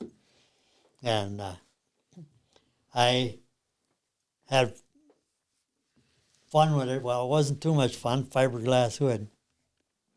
And get up to good speed and get that down. It actually sucked the hood down or pushed the hood down so bad the hood broke over the carburetor. And your grandpa I was at Madison, and that hood just busted all up when I got on that track at that speed. Oh, no kidding. Okay, Yeah. sure. Your grandpa, after him, what's Beyer doing? What's Beyer doing? Yeah. He's doing something. So finally, they didn't catch it right away. Finally, at Wausau, Clem evidently caught on. And I don't know what I did, but I had motor problems anyway, so I didn't race. I went out there and Clem caught me at it. And he said, fix it or load it up. Well, I wasn't really that mad. I loaded up, but not for the reason he probably thought. Yeah. There was something else wrong, but it was neat because you put that down there and man, the down pressure. I was gonna say, I mean, with it doing that much to a fiberglass hood, I would imagine you could really feel it once it went down. Once it went down, you were sticking. Yeah. That's cool. That was one of my better ones I pulled. Cause I wasn't one, honestly. Joe, that was with me all those years. And then with Scott, he always said, if you got to cheat, you're only as good as the other guys. So a couple times to prove what could be if you bent the rules. Like at West Salem, that's all it got in the rule book. I siped the tires because I used the old worn tires. I wasn't buying them. Sure. And I went out there and I was beating Bickle and the Sodders and first couple laps, and they had a crash, and Bickle's crew member is hollering out, you can't even keep up with Beyer. And I'm sitting in the car just about giggling to myself, but I didn't go deep, that it would last that long. So I probably had 8-10 real fast laps out of them. Mm-hmm. But it was funny because Tim and Jay didn't, I don't know which one, we're good friends too, but they didn't cut you no slack when they raced. They bounced off you rather than just making a nice clean pass. And but I was beating them all, and I came in and laughed about it, and then Clem asked me what I did, and I told him, I just proven to them guys I can run just as good as they do if I do the same things. Yeah. So it was fun, but what kind of tires were they that you ended up siping?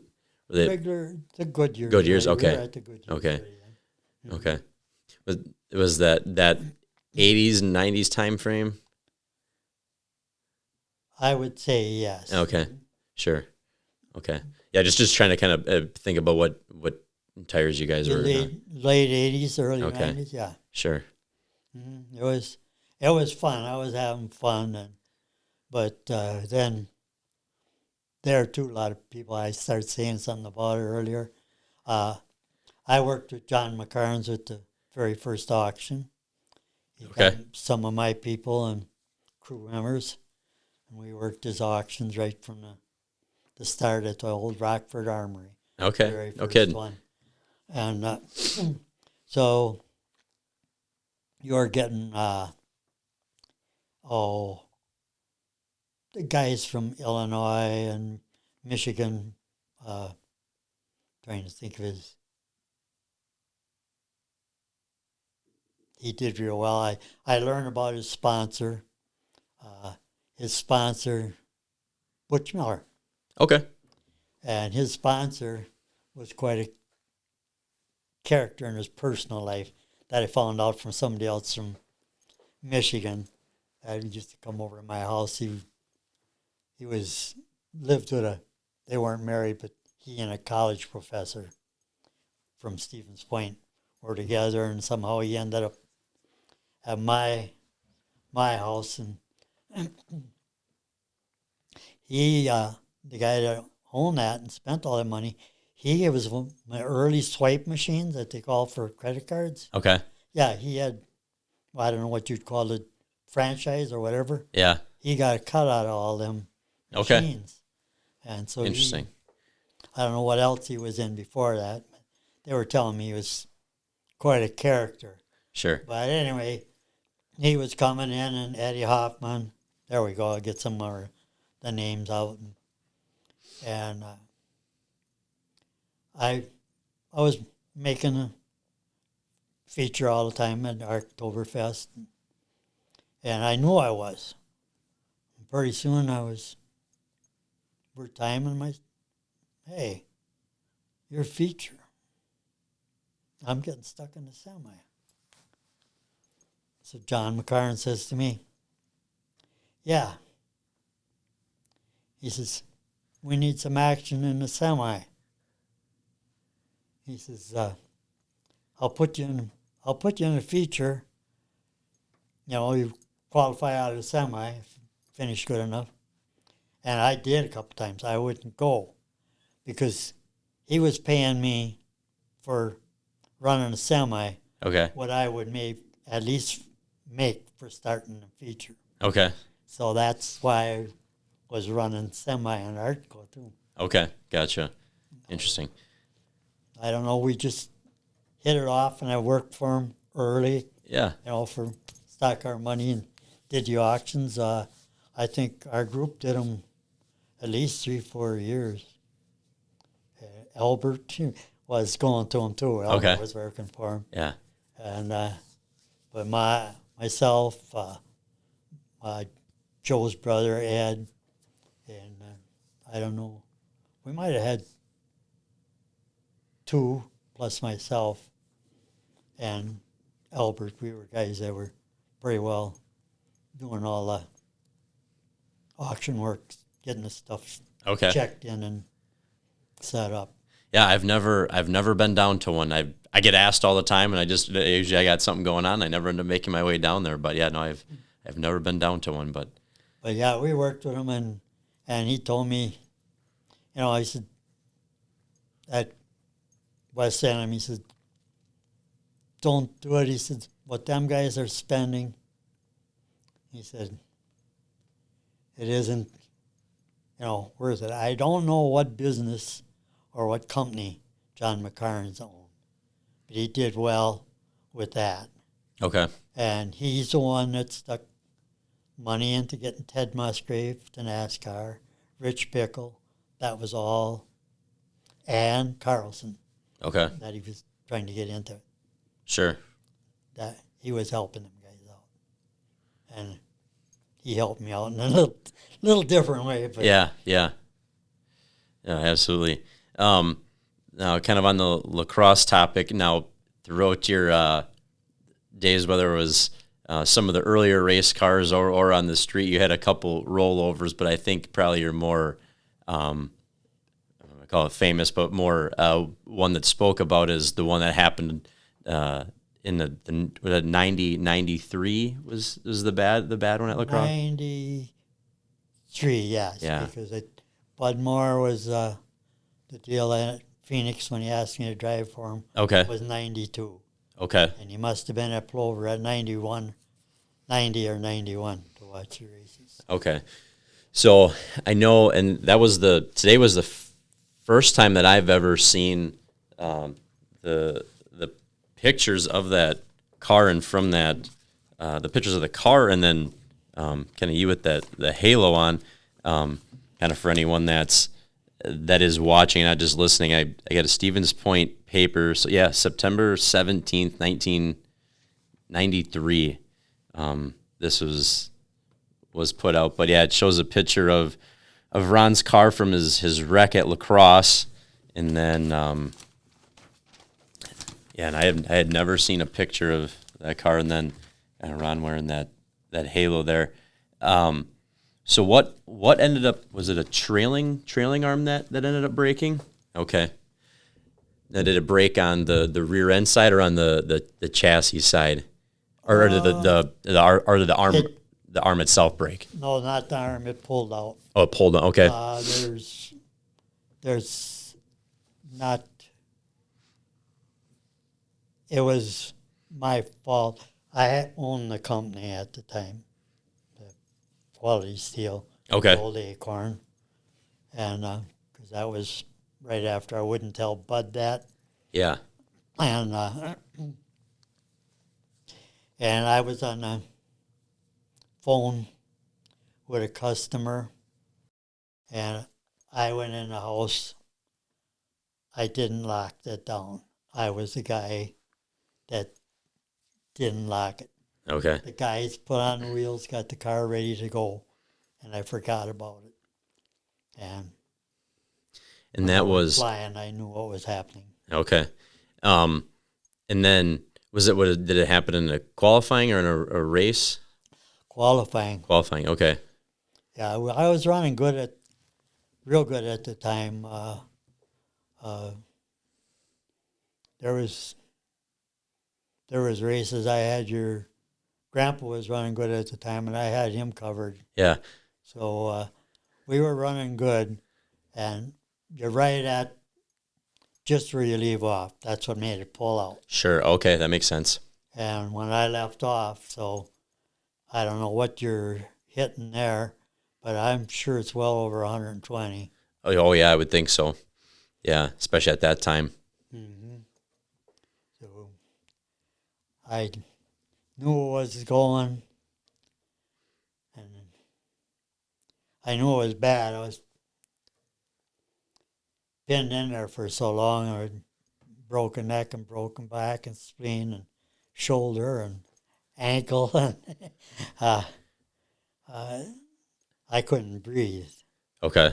Because I was pushed down. And were you conscious through the whole wreck? Do you remember everything above it? Oh yeah. Okay, no kidding. You'll always remember if you're in a stock car on an asphalt track and you go flying in the air, you'll hear the gravel hitting under the fenders. Yeah.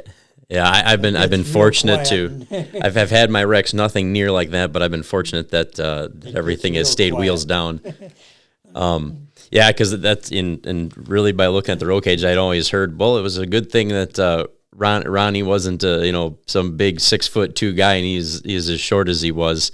And I would say by the looks of that was probably right. Then how long did it take him to get you out of the car at that point? I think they said it was over half an hour. Okay. That's another thing. The fellow that was on the ambulance crew there, they were trained first responders, and the gal. They did a wonderful job of getting me boarded.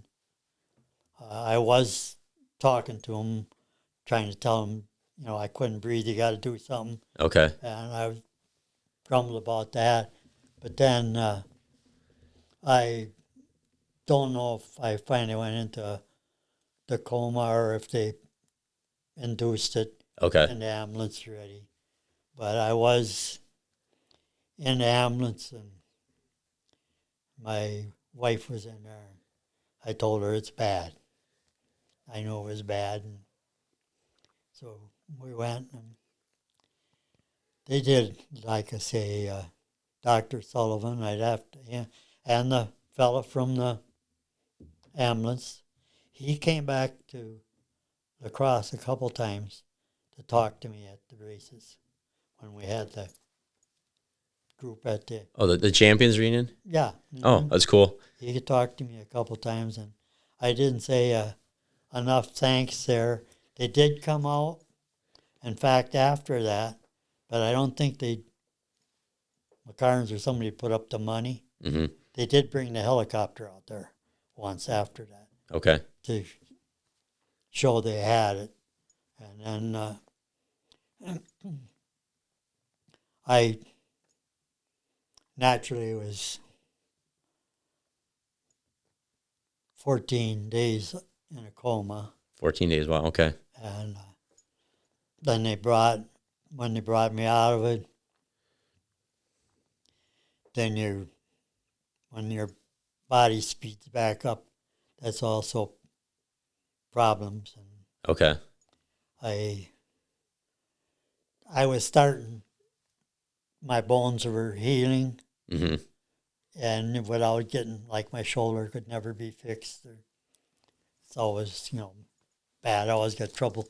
I get my shirts on crooked because Okay. one side ain't the same as the other. Sure. But anyway, they did a good job. Your ICU there is in a big room. You just have curtains around. Okay. And then they have their console right outside of it, rather than a separate room console.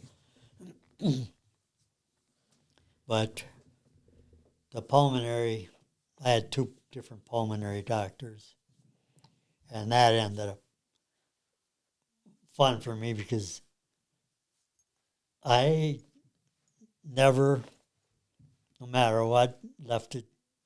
I was still making smart remarks. And anyway, I heard the buzzer go off, and I thought, oh, my curtain goes flying. So I knew I was the guy that was tripping it. My wife was in there, and he hollered to her to get out. He's dying.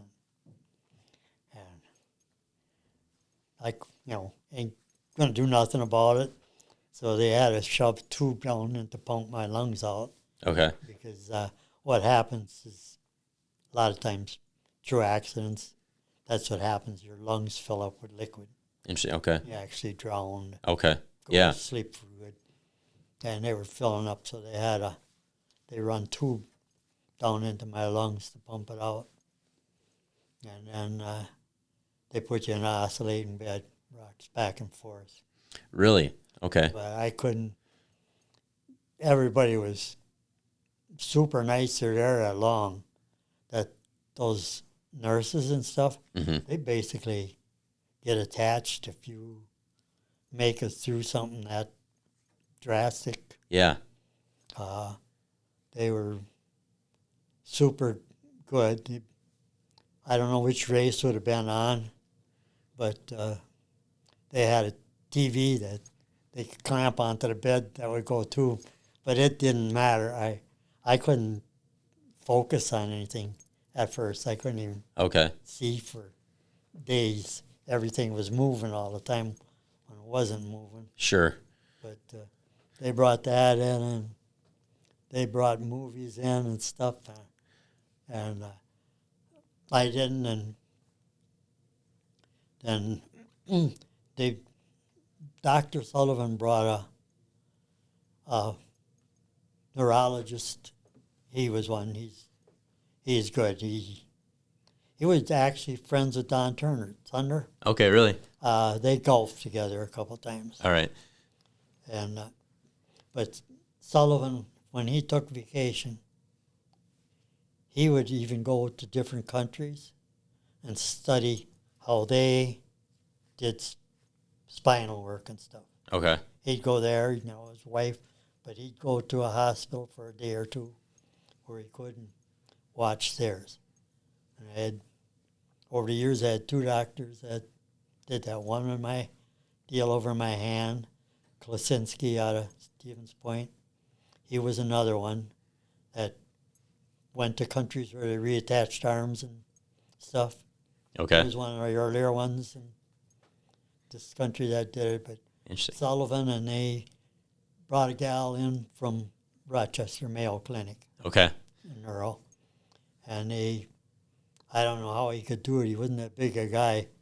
I ain't that big, but he held my head for like hours so they could take scans, all different positions, and then talk about how they could put me back together.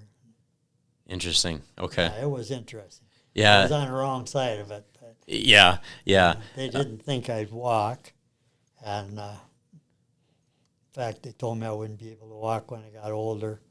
I was told when I was working on a house to make sure the doorways. So I got a couple things that are crooked in it. I got a rounded corner in that little bathroom. You've been in there. Mm-hmm. That was also I could get around with a wheelchair. He told me to make everything wheelchair Okay. accessible. But and when they got me up and walked right with the belts on you to walk, that one nurse actually cried when I could walk. Yeah, I mean, that's pretty awesome. I mean, it sounds like, I mean, obviously you were in, in that area with the hospital and everything in Mayo, not too far by. You were in some good hands over there anyways. Well, Yeah. I would say Gunderson Lutheran definitely is a trauma hospital. Yeah. They're known to be a trauma hospital. So, and Dr. Sullivan that heads that up, he was very good. And like I say, yeah, he went golfing a couple times, but most of his time he go to different hospitals to see how things are done. Them are the kind of guys that are really dedicated to what they... Yeah, real top notch. How long was your duration in the hospital? How long were you there? 28 days. 28 days, okay. And then in 28 days, at that 28 days, was that when you got on the belts and were able to kind of walk, or what point were you at when you left? Oh, yeah, I could walk. They were, in fact, I got into a little bit of that with occupational therapy. I got mad when the gal was having me go through that because it's a waste of time. And she says, I can make it so you can't go home yet. And then Dr. Sullivan stepped in and made sure they would release me. Sure. So, like I say, he was good. I owe my life to him. Yeah, absolutely. Like one pulmonary doctor, they asked me if I smoked. Well, I quit then, and I was one that could quit funny, that I could quit just any time I wanted to. Mm-hmm. I smoked from very young, but I took $100 off my car owner once because he said I couldn't quit smoking. I quit for a year. I walked up and bought a pack of cigarettes from him after I got his $100. So, I pulled the jury all day. Yeah.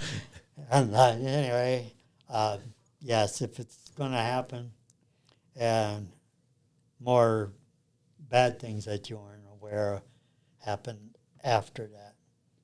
I wasn't supposed to be at work, and one thing, you own a company, you don't have to worry about getting paid. It ain't like working for somebody else. And I had good insurance. I had VIP insurance on me, so my hospital bills were covered. So I did. Picture when you got the halo brace on that looked like you were all back in smiles at that point. How was this when this picture was taken? How long? Well, that probably was only a handful. Because when did it happen? In August, September? The accident. September, I believe. Yeah. Okay. So then, how long was it? How long did you have to wear the halo for? Oh, I don't know exactly. That's they're interesting. A lot of people aren't aware of it. These little screws have to be torqued. That's where these marks are on my forehead. Oh, really? Okay.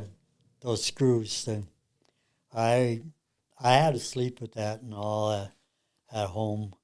I would say that was on for at least another month. Okay. Wow. So you go through all of that. At what point now did you get back in a car at that point ever again to either race or practice? Yes, I did crawl in. I didn't fit very good. I crawled in the Scots over at Marshfield. Okay. And we even had styrofoam in there. And I went out. I don't know his name. Hewitt, he's from that area. He always pulled with a motorhome years back already. Okay. And he had what looked like decent equipment. He says no. But the ironic thing was he was a friend of B&B Blacktopping. Okay. They helped him out some. Anyway, he was out there on the track practicing. And I was tapping his bumper. So, right on, off the bat. So I made a few laps. Yeah. So you just did a practice again after that. Didn't do a race. No. Okay. No. I was afraid to tangle with anything. Yeah. Because what happened after that wouldn't have to be with racing, but no, I had the company. They had a fire there, and somebody wanted a certain part. Yep. And my partner that was there, I wasn't supposed to be working for a year or better. And he got kind of snotty on the phone about, we don't have it. And I said, yes, we do. And he said, well, then you go and get it. And I went, was in a semi-trailer that they put the stuff in after fire for storage. And we had a big old fire extinguisher on wheels, a pretty good sized hose on it. Mm-hmm. And I went to get out of the semi, and I grabbed the hose, and it came out of it, and I went on my back out of the semi. And I went to the local hospital. I laid on the floor at home. I couldn't get up, and then my oldest daughter, they got me to the car and took me to the hospital. And basically, I walked in. I got kind of laughed at that it wasn't broken. And they told me it wasn't. So I was still making my trips to LaCrosse. I went in and I told the nursing practitioner that worked with Dr. Sullivan at the time, I broke my back. She said, go down and have MRI. I went down and had it. She said, yes, you broke it. So how long did you walk around with a rebroken back again before they got found? Worse than that. What, LaCrosse? I must have been about a month. Wow. And they couldn't do anything with it anymore. So I get working on the house a little bit while I'm off, because I had it partly tore apart when I got hurt. So I go to put in the stairs,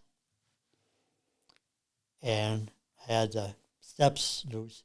My left leg don't work quite right since, never will be. But I got on a step that I had loose because I was putting drywall on, and I went down, and I broke my neck. And I laid on the floor. I couldn't get to the phone. And finally, I got to it, and I called Paula. So she comes. They sit in the emergency room. They get out and go in and put 6 stitches in my head, and said my neck is broke. The guy just smiled at me and basically laughed. Well, you walk in with a broken neck, I suppose nobody's going to believe you. But they took x-rays, and they had me hold weights, and that made me mad. I shouldn't be doing this. So they said no. So again, I went, and I had one of my later trips that was getting to be every couple months or at least a month apart. I think it was longer than that. And it was July in Iowa, the car show was. So I was going to take 2 of the grandsons, the Rayburns, out to the car show. I got out there and I said to them, we better go home. I can't do this. So I got back onto 66 and I start conking out. I got it over to the shoulder and waited a while and basically kind of came to again. So I got them home and I had one of my appointments. Mm-hmm. But I had run around like for a good month with my neck like that. And I got down to LaCrosse and Dr. Sullivan, he knew me that well. I usually didn't go, went right into the surgeon's office instead. Mm-hmm. And I said, I broke my neck. He said, oh no. He had me go down and have a CAT scan. And he called down and he says, get an MRI. So they took an MRI and he says, it's broke bad. He said, how'd you get here? I said, I drove. He says, I can't leave you drive back. So I said, I gotta. Well, they went and got the brace shop opened up, put a neck brace on it. That was at after 5 there. And I had to be back at 5 o'clock the next morning for surgery. So then I was in, 7 days again or so. Put me back together one more time. Yeah. So, but it was bad. Man, if there's an award for world's toughest man, I think you might be in the running for it. Now being a racer, I know what it's like and the thoughts that go through your head. Obviously, never having been through anything like a wreck like you were in, but how long was it after the wreck where you start having thoughts? I gotta just get in this one more time, just to have one more go around, whether it was practice or whatever. Oh, I would have liked. I was ready to retire. Okay. At the time, I was thinking about it, and not many big races, but I think because I was on the road a lot in the business, I think out of 25 races the year before, mm-hmm. Qualifying races or a semi or in the feature. Yeah. I had won 13 out of 25. Okay. 13 nights that I had wins. Sure. So I was still enjoying it, but I figured it was time to hang it up. I don't know why, but I figured, well, I left the deal go with Bud more and stuff, and Yeah. so now, this part of life is over. I should start thinking about it. Yeah. So through all those years, and then obviously your son Scott went on to race for a little while. Then how long after your accident did he start racing? Then how long did he race for? I think the year after already. Okay. Because I forgot about it. I think I bought the left-hander chassis. Okay. And started putting it together as soon as I could move around. So wasted no time tinkering with race cars again. No. No. What was it like watching him take over the reins and start racing? Well, it was hard because I thought the car could have been, because he did quite well when way I set the car up first. Mm-hmm. Then when they changed, things weren't, so my temper was getting short. Yeah. I gotta admit it. I wasn't the nicest coach about then. So Yeah. then it was, you do it your way, and I'm out of here. So but, That'll too happen. bad that happens, I'm sure. Yeah. Oh, yeah, for sure. I went race with my dad too for a long time. So I mean, through all those racing years, do you have if you had to pick a favorite memory or even a top 2 or 3, what would they be? Whether it was a certain race that you ran well in, or just visiting a track. If you had to pick one, what would it be? Oh, there were quite a few favorites.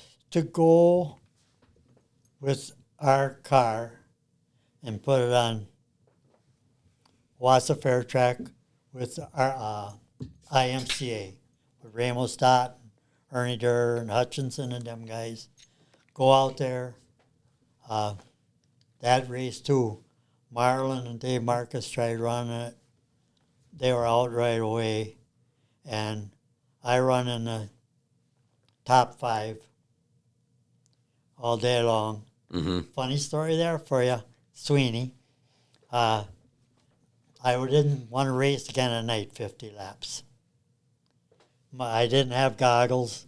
My eyes are really sore. Yeah. And Sweeney, flagman, no official, comes and kid, you got to race.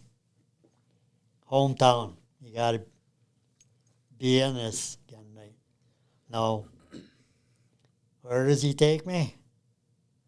To the beer stand under the grandstand. Buy a beer, have a beer to he'll race. So sorry, I got that loud. But buy a beer, or have a beer and go race. Yeah. I did, I think, drank one, if that. I didn't believe in having drinks before I got in a race car. Many years ago, I hear that was a big thing. Like guys that drove to have a few shots before they got in. So anyway, I did go and run that night. I don't know how I finished quite well again. But that would be outstanding, and getting to be a friend with Ramo. Because when I ran that good, I didn't tell that part of the story. I pulled in the pits, and Ramo pulls in beside me. I knew he was one of their stars, and he pulls in beside me, and he was a character. He sticks his tongue out at me. Oh, what did I do? I gave you room when you came up to pass, and he gets out of the car, and then he starts talking to me that well. Yeah. Then he got to know my car owner and Clarence, and they got to be really good friends. He came up from Keokuk, knitted him a sweater, because that's what he said he did in winter, and brought that up. He went to visit him after I had worked with Clarence for a few years at a shop. and that wasn't going the way I like it. And he had more health problems too, so he wanted to get out of Wisconsin, and he went to Phoenix area, Chandler. Ramo used to go down there to visit him, and so they stayed friends. But to run that race, and then the other one, I believe it was USAC and Kaukauna, and we were just getting, so we were putting front fenders on. Okay. Not, first years all you had was a hood. You didn't run fenders. Right. And then grills. So I had to put it on, and that ended up a funny story. I think most people enjoy it. Bob Steffen, Kevin Steffen, his son raced later. Okay. Kenny Pankerwitz raced for him a little while. But he was into racing. And I don't know. I always wondered if it wasn't Brad Keselowski's dad. He got somebody to run his car at Kaukauna. Okay. Well, I went there again. They probably. So I think Brad's dad's name is, I think it's Bob Keselowski. I don't think know. that'd be it. But I'm not sure of that. Okay. But anyway, Bob Steffen had this person run for him. And he had evidently spent quite a bit of money on a car. And I had an engine, my spare engine on, and only a 396 that I had bought for him. Went through it, worked it over. So I get in this race. Well, the same thing. It was a longer race. The guys had new tires. I had basically what you'd call scuffs, some laps on. Got near the end of the race, and I come through the pack. It was all, a bunch of hot dogs and stuff. Yeah. I get to like 5th place, going for 4th. Yeah. I mean, I had laps to spare, at least 10 laps to go yet, and I was going like that. Mm-hmm. And anyway, I had electric fuel pumps. Ground wire broke off. And I into the infield, parked, and go out of the race. And this is Albert and Vic, and Bob Steffen comes up, and he's calling me a cheating SOB and going on, and he's tapping on me even. I said, I got your motor in there. I got a motor that I bought from you. And then he was really going. Pretty soon, Albert's bumping him with his belly, because Bob was pretty big too. Yeah. Instead of getting me, Albert sticks in there. So it was funny, but that when you talk about highlights, to go through a pack like that. Yeah. And it was down the drain for me, but it was something to go through that type of cars and. Oh, for sure. Just. And something like a ground wire breaking that never happens when you're running 20th. No, it never does. That's true. But the races like that would have or should have. Yes, I won enough races, in my life that a lifetime of racing. I never counted. I don't think I was self-centered. Even when I started with Shannick, my dumb idea is you come to win. You don't feel bad if you don't. You came to win. Yeah. You don't care who you pass. It's just whoever's out there that's in first, you want to beat them. That's right. That was just my philosophy right from the go. And trophies or anything, newspaper clippings, them were all saved by my sister, or my ma started cutting them out and sending them too. Otherwise, I never looked at them or kept them. I'm here to race and. Right. Yeah. No. It's only, I know my parents have done a good job at saving things like that for me. It's always good when because I know myself, there's a lot of things I'd never thought about. So it's good when you have someone that's keeping all that stuff for you, and it's good. It's awesome to look back on. That's for sure. I didn't have that. I don't know if you ever want to go through it, see some of the older racing.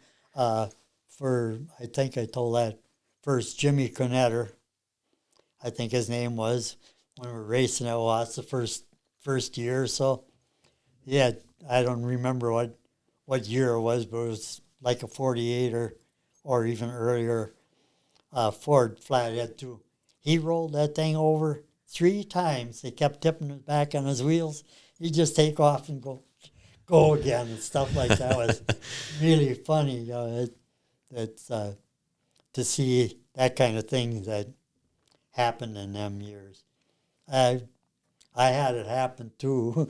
It was before quick release steering wheels. I broke one off once at Wausau. Oh, no kidding. And I hit Boomer's truck, and Boomer didn't want to believe me that that's what happened. I broke it, and I could shove it back on. Yeah. Like a quick release, but it wasn't quick release. I had pressed down to keep it so I could steer it so I could get to the pits. But Boomer was quite angry about it. Yeah. Stupid things like that happened. What was that feeling like when the steering wheel came off? Well, where am I going? Yeah. That's for sure.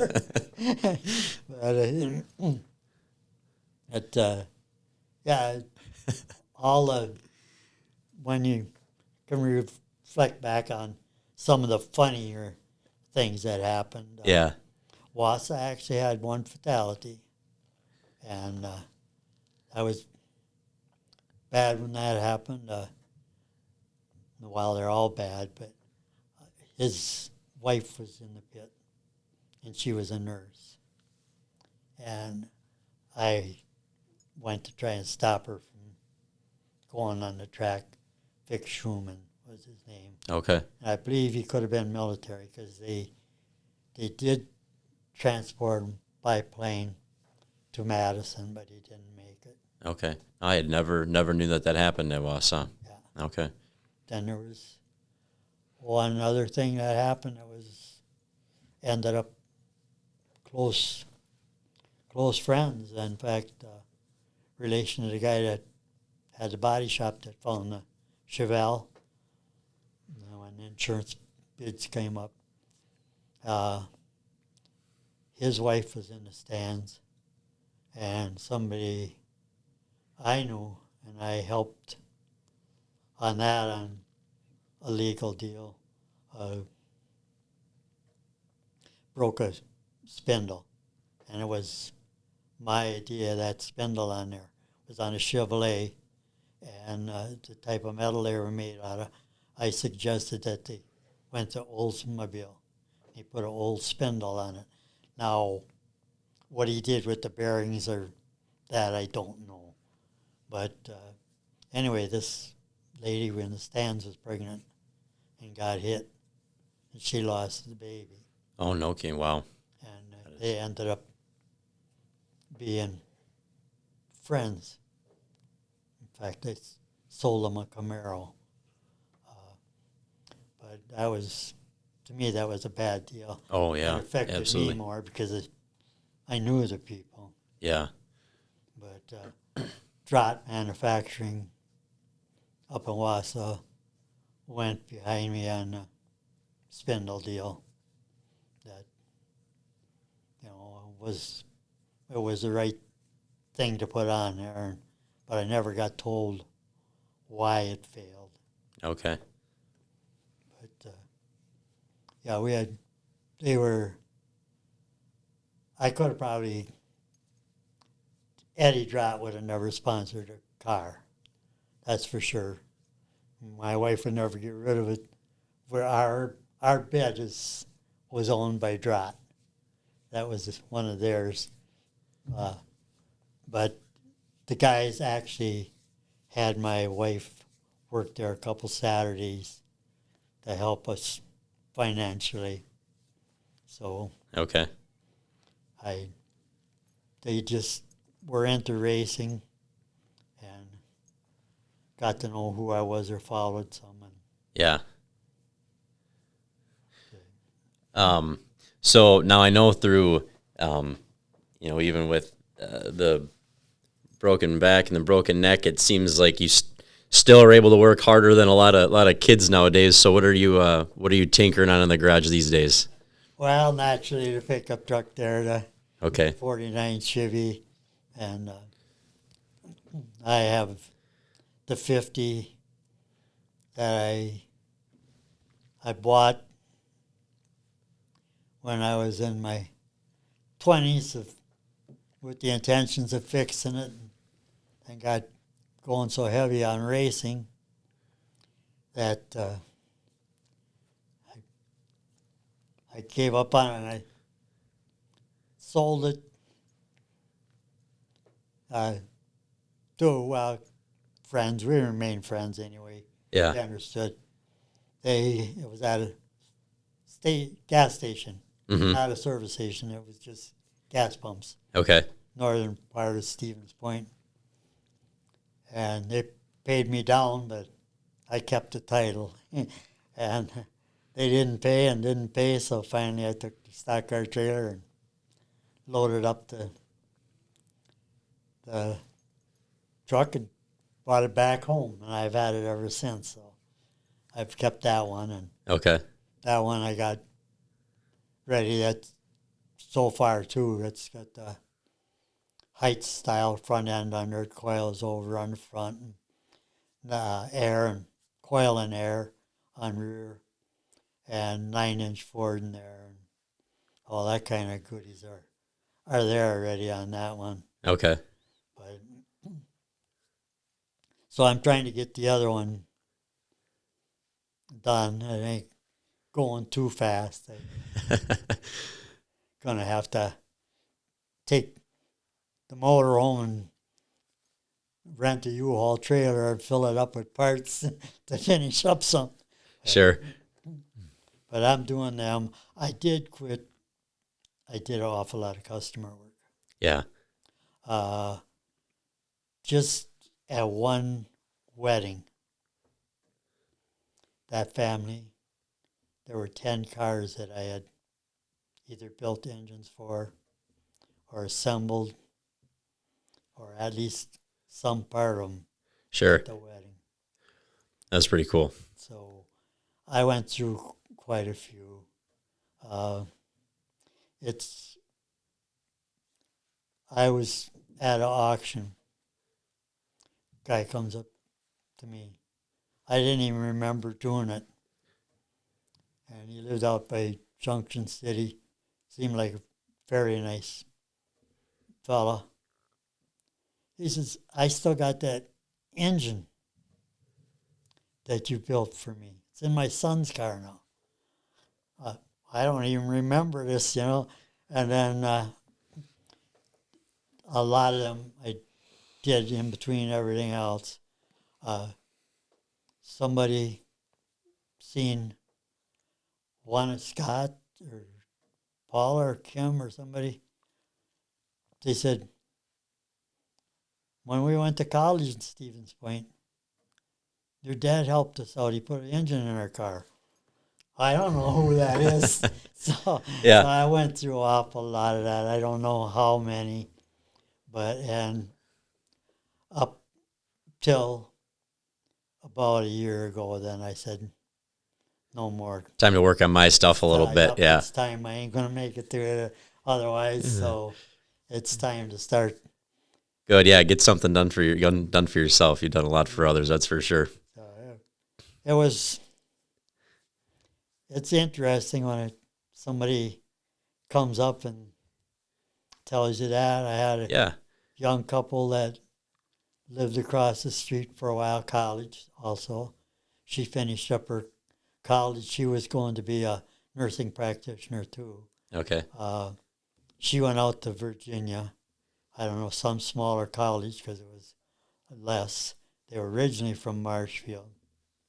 And I helped them out on their car, on their plumbing once, and everything else. So they still got a hold of me once after moving out there. rear college kids are calling you at my age, and Yeah. so it was a good feeling. Yeah. Oh, that's awesome. Well, we've been talking for quite some time. Before we would end our break off, is there any other racing story you want to touch on?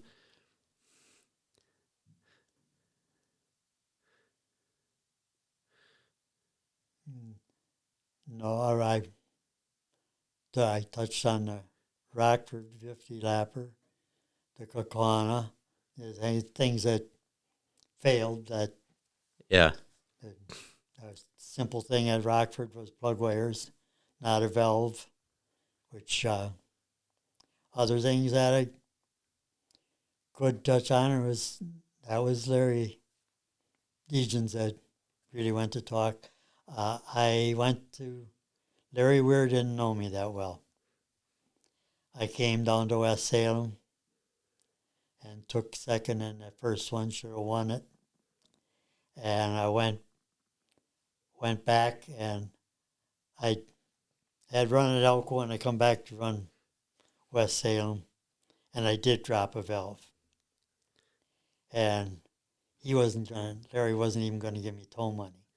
And he said he just comes in here, select races, because it was a points race or something like that. Okay. He had to have so many races in that year. So he didn't want to pay me. So Larry Degens got all over him, and Larry and I ended up real good friends after that. Okay.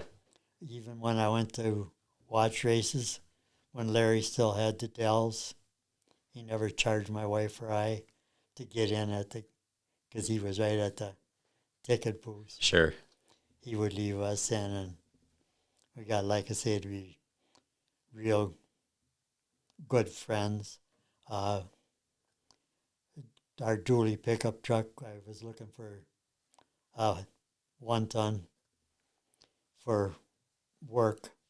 That was still Acorn.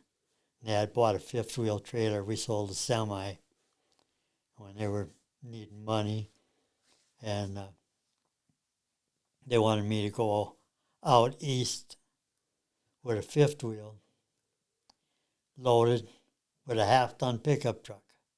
Well, I'm not going to Pennsylvania and them hills, mountains with that. Yeah. So what that ends up is, I said, they were looking for one. Well, our local Chevy dealer, Rapids, none of them had trucks. Larry specialized in trucks. Yeah.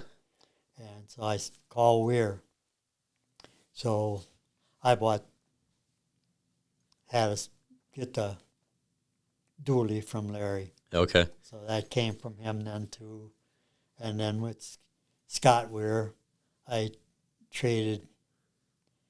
got a vehicle for my wife from too, so we stayed. And the other thing was interesting that I didn't touch on. Larry had the Nova that Dave Marcis run. Okay. Yep. And he also, as far as I know, David still got it. Larry told Marcus they were getting along well. He told Marcus, if you win a NASCAR race, I'll give you a car. Well, Larry did. Marcus has still got it at his home. Okay. 69 Chevelle. Okay. Camaro. Okay. Camaro RS, not a Z or anything. Okay. Rally Sport, if I remember right. Oh, that's cool. So I got a kick out of it when I got down to his house, and he showed me it, and he said, yeah, that's Larry got me that. So I thought that was kind of neat. Larry was that involved, and then Larry and I were talking a few years ago. Larry shipped trucks as far as Hawaii once. Okay. And he was proud of that. And he sold a pickup truck that went up to Washington State. Larry went up there and got it. That would be in the last, I would say, 8 years. Okay. I don't think it would be 10. Might even be less than that. Larry bought it back and drove it back. And he stopped. He left me know that I had talked to him. Larry was into collector cars. My wife and I pulled in up at Brainerd. No, Bismarck, North Dakota. Okay. At an auction. We pull in, parking vehicles. Pretty soon, one guy pulls in. Hey, that's Phrases. And pretty soon, another vehicle pulls in on the other side. Hey, that's Larry Weir. Little reunion. Yeah, what a reunion up there, you know. And then, anyway, Larry went to pick up the truck, and then he told me there's a guy that buys and sells collector cars at Lisbon, North Dakota. And I was interested. In fact, about a year ago, maybe 2, I had seen the car somewhere else that, like they were barn find type deal. Mm-hmm. 57 Chevy Bel Air 2-door hardtop. Well, I went through 2 of them in my life, and I was interested, but it was snowing up there. They got pretty good snow. Oh, yeah. And I called them on it. It was only $12,000, and it was original. And it looked awful good, and he said it was. And now what that's got to do with Larry, Larry had stopped there and looked at cars. And he said, that guy's got good stuff. He said, you don't have any junk there. Somebody wants a collector car. Yeah. Larry bought a big Oldsmobile, one of them big boats. Okay. Up at Bismarck. So anyway, he told me he stopped there, so we talked about that. But Larry and I kind of ended up good friends after wanting me to go home without any money. Yeah. For assignment, West Salem, and so that ended up kind of funny. And then our friendship went just the opposite way. Yeah. Sometimes that's how those good friendships start, is over something like that. I hear a lot of that. Yeah, most of the racing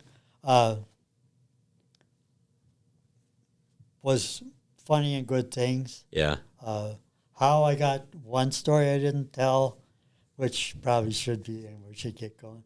But the deal with Augie Winkleman, with Herb,